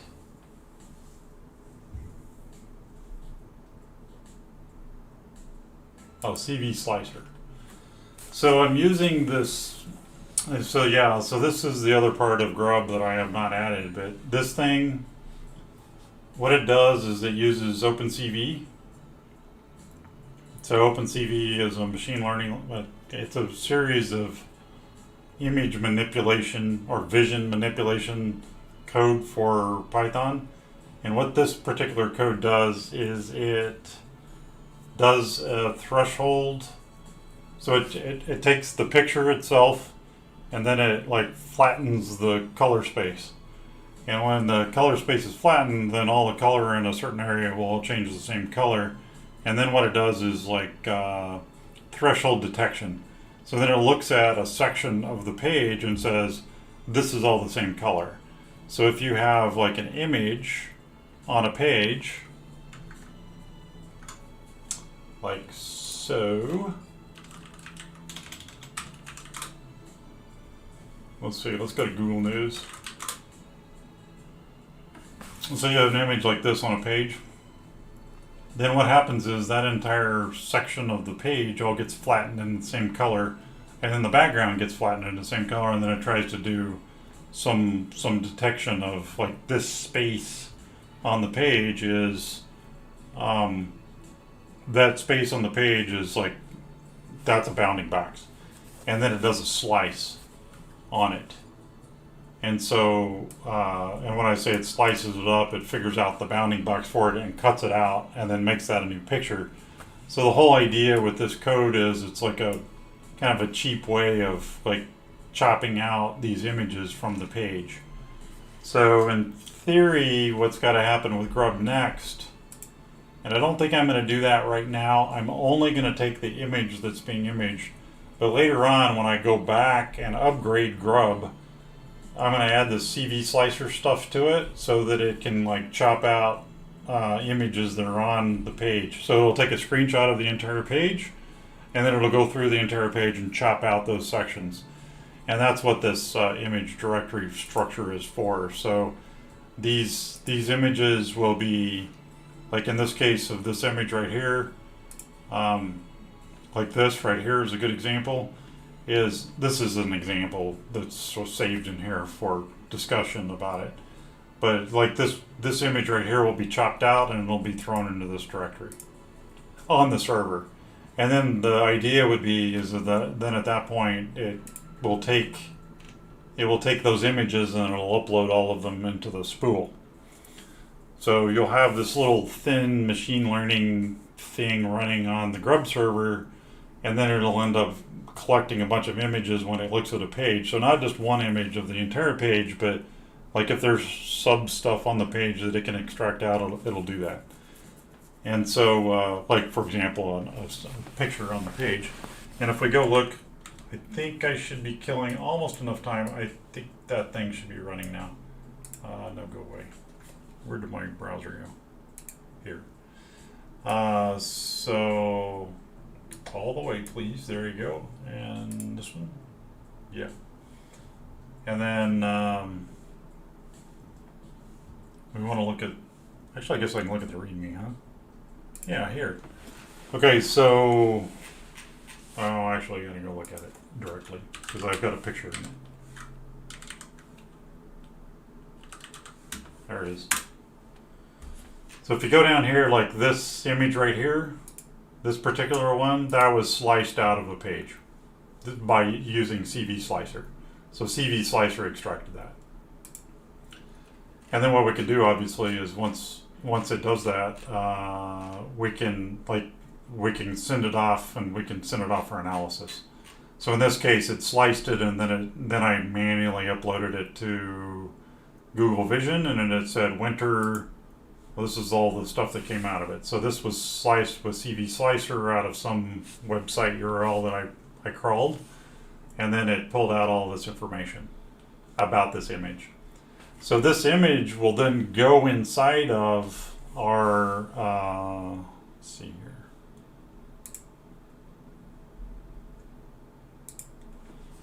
It'll go inside of our model, so it'll end up in here as a file name, but then the tags also will pop out. And I was thinking about this, like, okay, so you end up with this, for example, in this case, ROI111.png file, which is a snowflake. So that goes into file names. And then that goes into the database. Coming back from Grub, it goes into the database. And then when it gets indexed, this image itself maybe gets its own document, but it also, the spool gets a document. So the spool is like a roll-up of a bunch of images that also have their own documents. But then all of the tags would go in there together. So these all these tags or labels, winter, Christmas decoration, snowflake, those all go into tags. And then that way, whenever it's submitted into Solr, you could search for snowflake, and this picture would come up, as well as the page itself that had the snowflake on it, but it didn't need to say snowflake on it to get the result to come back. Because we know there's a snowflake on the page because the machine learning library told us this was a snowflake. Okay, so that's how it works. Okay, so this should be done. Please. Yeah, okay, so that's done. Okay, so what do we do here? Well, I guess we could just try to run it again, huh? Yeah.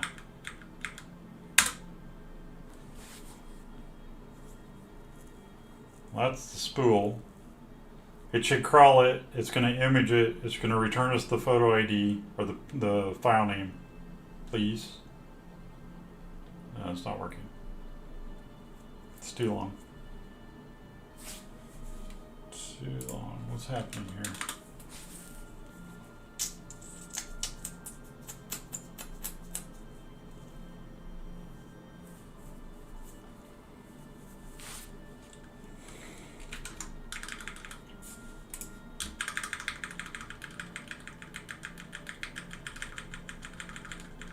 Good Lord, I've tried the sponge.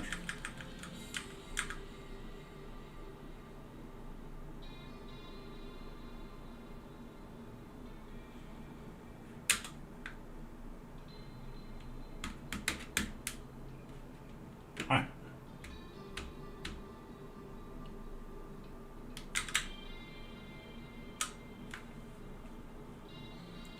Then we gotta tell it. We gotta tell it the upload URL. I'm just gonna fake it.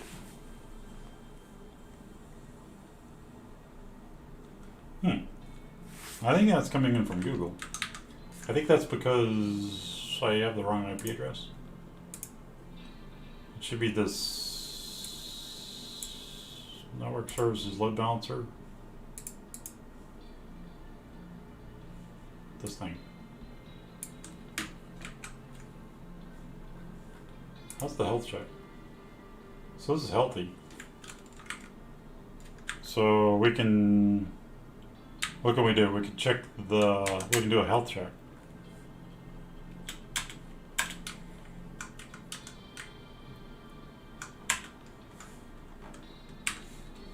Is that the right IP address?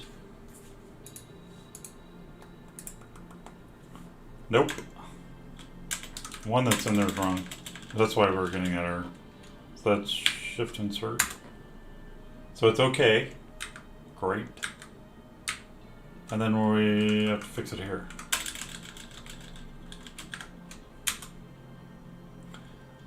Authorization required, and then we gotta give it that correct token, right?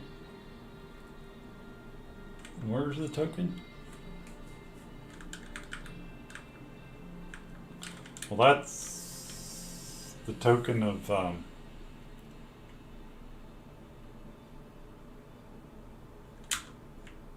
Yeah, authorization required. And then we got to go in here to crawl because we've got this token in here. Okay. Right here. Shift insert. All right, now it's working. Is it running?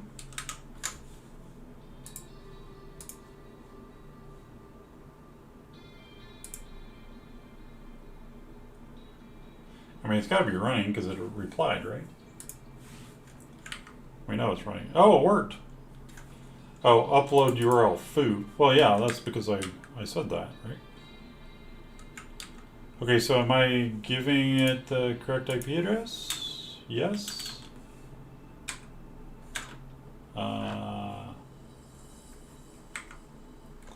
IP address is this, right? That one right there. And that's a control insert from yesterday. Whoops.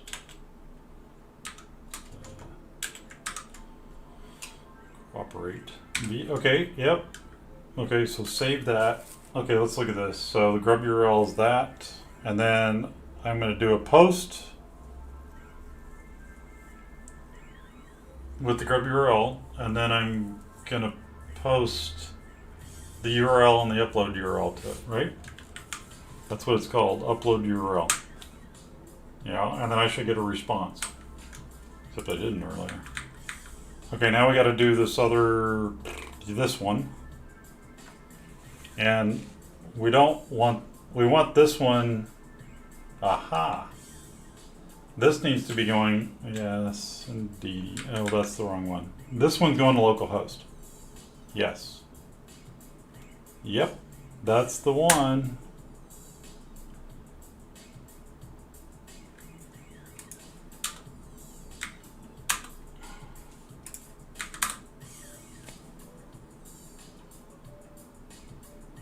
So print it out news.google.com, that's good.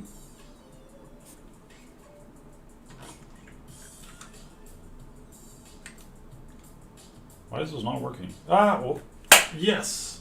Great success. What's our time look like? 8 minutes. That's good. Well, we're getting somewhere. We're definitely getting somewhere. So at this point, we now have on the grub box, and like it's going to error out because like the rest of the stuff I'm doing is not nonsensical in here, right? So let's clean up that now.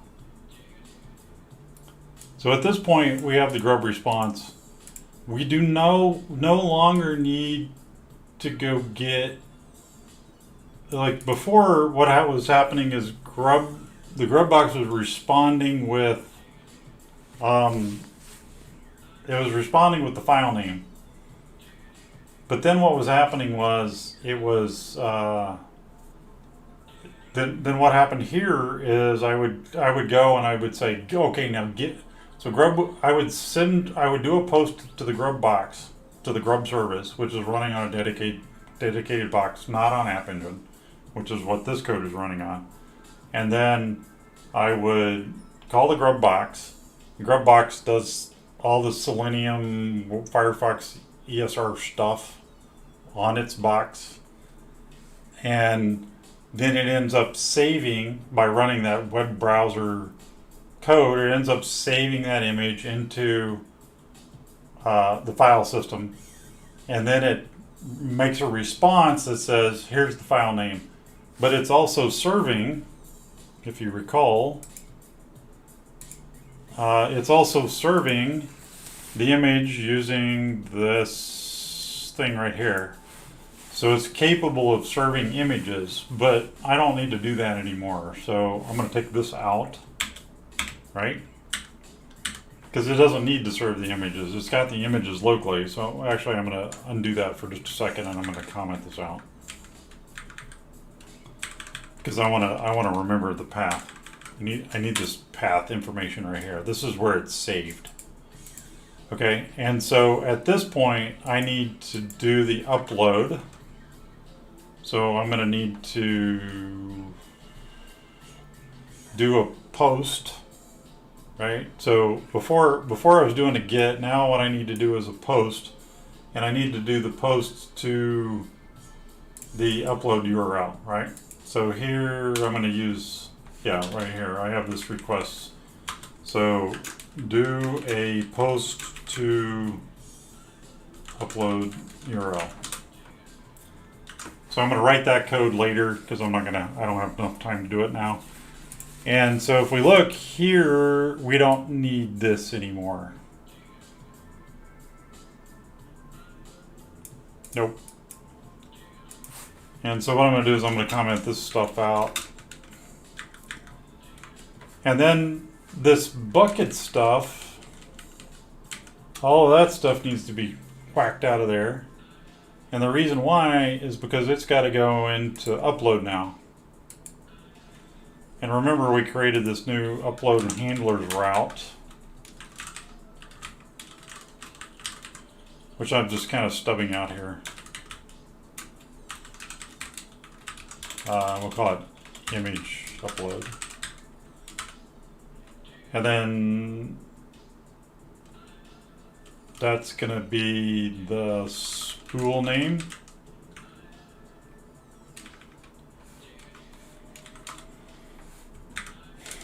And then we've got this code.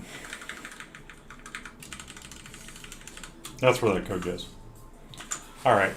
So now we've got it preserved. So, and then that exception, if not public URL, that doesn't need to be in here. That needs to go in here as well. What is up? This is all spaces. View indentation. Oh, yeah, indentation. Convert indentation to tabs. There we go. All right, crawl. All right, now we have this thing build document. Now let me think about this. So I'm gonna minimize this because we don't need to do that anymore. I've got 3 minutes left. So on the APIs for crawl, I just need to return the spool in this format.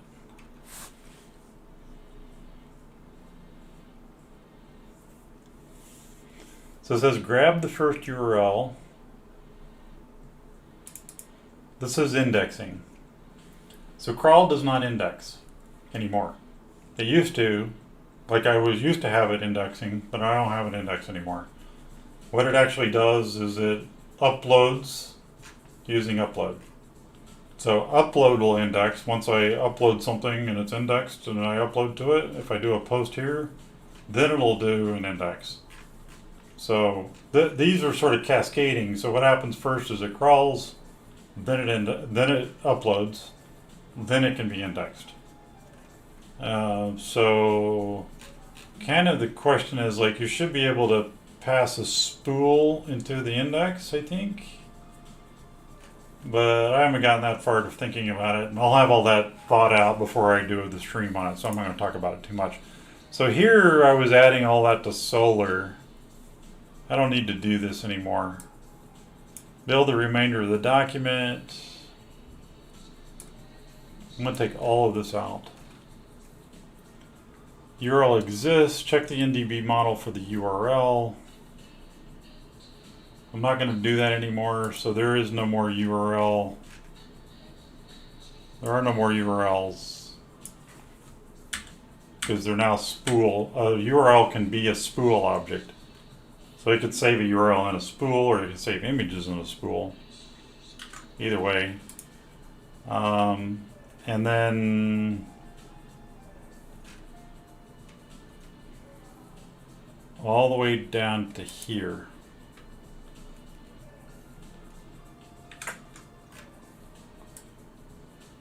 And then I'm going to delete that, and that's the response, and this is going to be the spool. So kind of like this.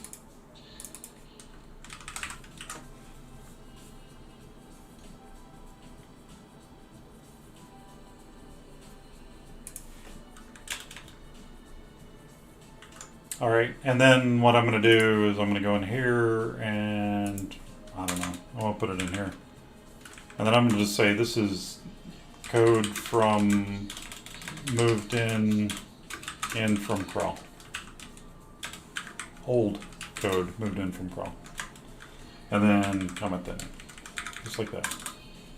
All right, so that code will be there for me to go write this upload route for this when I start working on this method. And then I can, once I get that done, then I can come back here and finish this up. Because at this point, well, I'm not going to pull the image over anymore, am I? I got to pull this out too.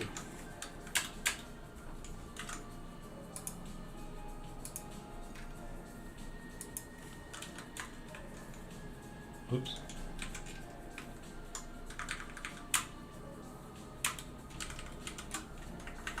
Okay. So at that point, are we still running? Can we still run here? We can't stop the stream without. It says URL from web models. Sorry, I kicked the mic. I hope I only did that once during the stream. Sorry, a little bit of noise now.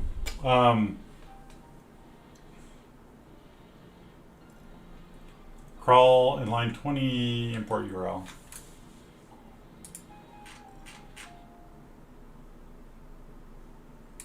I got rid of URL. Save that.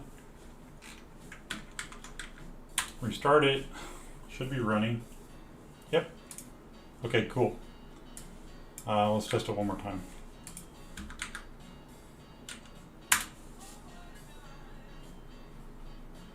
With the faster boxes that I was talking about, especially running them preemptible, they'll take about 5 seconds to image a page. It's been my experience. This is taking a little bit longer. Okay, so, object of type spool is not JSON serializable. Let's say I can do JSON dumps.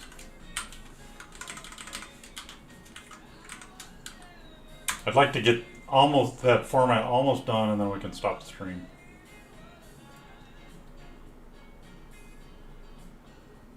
Waiting. This has been interesting doing this at night. I don't know that I'd do it again. I'm gonna do a stream again in the morning. Object of type spool is not JSON serializable.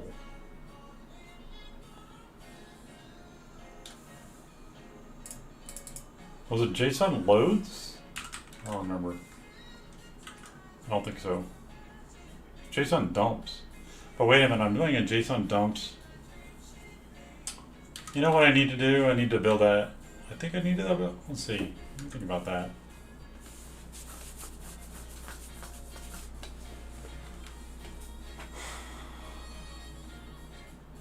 I don't remember how I did that. Let's just do it like this.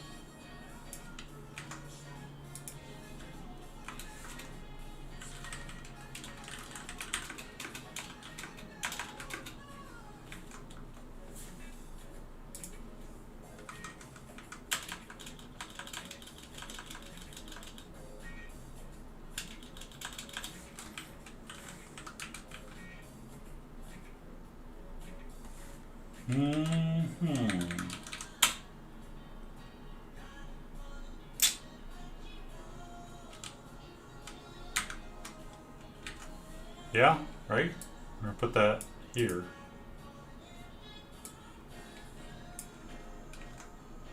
Yeah, like that. That should work great. We have to wait. We have to wait 12 seconds every time we're doing this. Come on, Cloud.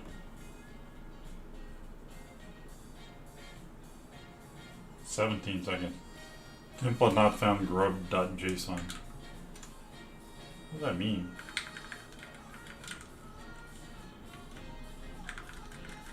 Oh.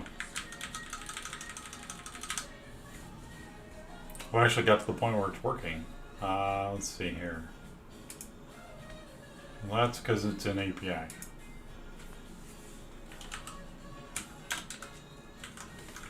And all that needs to be cleaned up.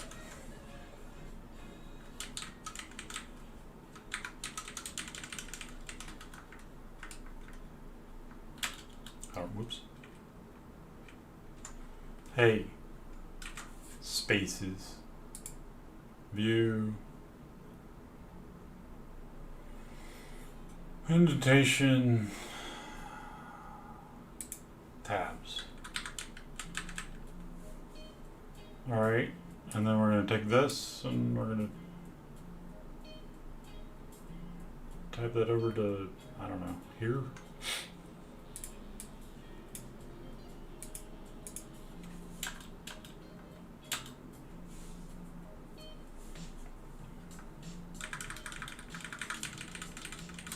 I don't know, I'm going to clean all this up, but it looks like crap. There we go. That finish? Oh, yes.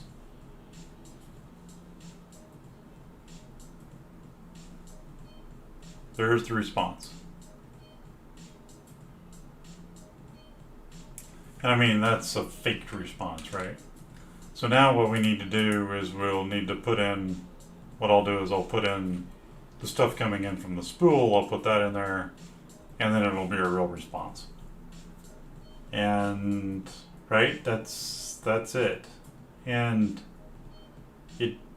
one thing that's sort of somewhat problematic is that, like just talking through this, is that we don't really want it to sit there that long because we don't want the user to wait. I mean, like this stuff comes back really fast. All this stuff. Like we're not going to have the grub box is going to this guy. This guy is going to like this stuff right here, it's blocking there. So what I need to do is figure out how I can make that. Well, I mean that's a tough one, isn't it? Because do I need the file name? I do not need the file name. So I could do this asynchronously.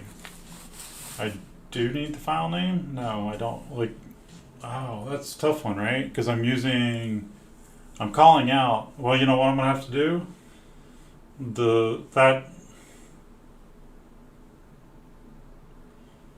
It's just gonna have to block. The call just has to take a while. That's kind of less than ideal. So here's the problem to find, and then we're going to stop the stream. So, by the way, if you've watched all the way through, you're amazing. I would like it if you would, I don't know, drop me a line or something. My email address is cordless@gmail.com. KORDLASS@gmail.com. Let me know what you think. The primary problem here is we're using subprocess, right? So the browser session, I've talked about this several times, is like the browser session stuff, I didn't write any of that. A buddy of mine gave me this. I said to him, I said, so I'm going to build this JavaScript. I'm going to take like a screenshotter that for a plugin for Chrome, right? And you click on the button and then it uploads the image to the website. Well, that's one way of doing it. That's sort of like what Selenium's doing. It's like, oh, I think I can figure that out, how to get the, get a like instance running that does that. And he did. So, and then that's that browser session stuff. And he borrowed a bunch of stuff he found online. And he wrote a little bit of code. And he also figured out how it all worked and got it cobbled together to do that. And I actually talked to him today, and he said that he couldn't remember how any of it worked, but he'd take a look at it. And so in this case, the problem is that I was not able to get the browser session stuff working, which is this stuff right. So you can see there's a setup session, there's a go to URL, and there's a save screenshot. And then all of that's run from here. So I actually took all of this code and I stuffed it into Grub, and it did not work. It worked the first time, so I would put it in here. I literally put this code right here into here, like approximately in here, and it just flat out refused to do it. It did it the first time, it would run, but then somehow, because the code was still running, the Python code was still running, then the object creation, all of this stuff, like this setup stuff, that was all still like in play, because this class, it was I guess a class instance was created. And so once the class instance was created, I guess I need to delete the class instance. I don't know. I needed to figure it out, and I was like, you know what? I can just run this from get process. But now it's coming back to bite me because, like, what I really need to do is thread here. And the reason why is because Grub needs to make a response to the calling, you know, like out here, like it doesn't matter what's calling. It could be curl, it could be AppEngine running requests, whatever's calling into this endpoint. He needs to go ahead and respond to it because, like, when it answered the call, it pulled out the URL, which is the URL you want it to crawl or image, and then the upload URL where you want the image to be sent once it's done. We have both of those things. We don't need anything else. We don't need to return anything. We just need to return, well, in this case we're returning success, but what does that even mean?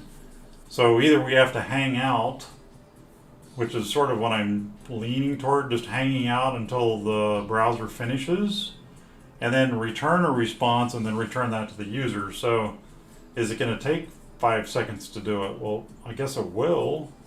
Or I can make a queue and say, okay, well, I've added it to the queue, and then we'll crawl it whenever we can, but then is there a callback? I don't know. Like, this sort of will work like a call. It will work like a callback, because down here at the bottom, right, I'm saying this. Do a post to upload the URL, to upload URL. Well, I could do that after I post the response. So down here, you know, like, I could do like in Flask, I can do an after response. After I return the response, it'll run it after the response, and then I could upload it after that, and then upload the status. Or I could just do it all sequentially blocking. I guess that's what I'll do, because I mean, otherwise it gets really nasty and hard. Anyway, that's talking through it, so think about that a little bit. Have you ever run into a problem like that before? I have. Other people solved it smarter than me, but I probably figure it out now. So I just don't want to spend a lot of time on this because I have to go down and do the upload, and I have to do the index, and I have to do the tags and search. So I've got a lot of other stuff I've got to do. I could come back to this. I'm trying to get this to where I have I can launch. I have a prototype working sort of, but I need to go in and launch.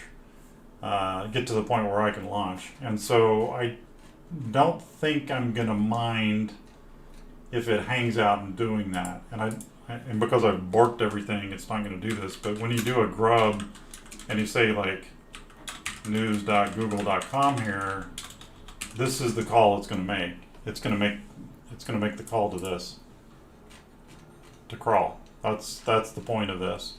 And so at this point, when it returns this to me, well, then it's completely returned. The Grub response has allowed, inside of Grub, has allowed Grub to finish crawling it and all that stuff. So that means it's going to take 5 to 10 seconds. That's why I'm going to run a faster box. So anyway, so some food for thought at the end of that. If you liked this video, be sure and give it a thumbs up. Give me a holler. Love to hear from you. I'm Cord Campbell, and this is Coding Meta. We're moving slowly but surely toward launch, and boy, it sure does seem like it's been forever since I've working on this, but I mean, this is what happens when you're doing a solo thing, right? Like, there's nobody else working on it, so it just takes forever. I'm cool with that, and I'm going to be working on this for months, so this is just my life right now. COVID, got long hair, and I'm writing code, and I mean, really, life couldn't be better, so I appreciate you joining me. Hope to see you soon. Be sure and go to meta.us and sign up. Love to see you. Take care and have a wonderful day. See you later.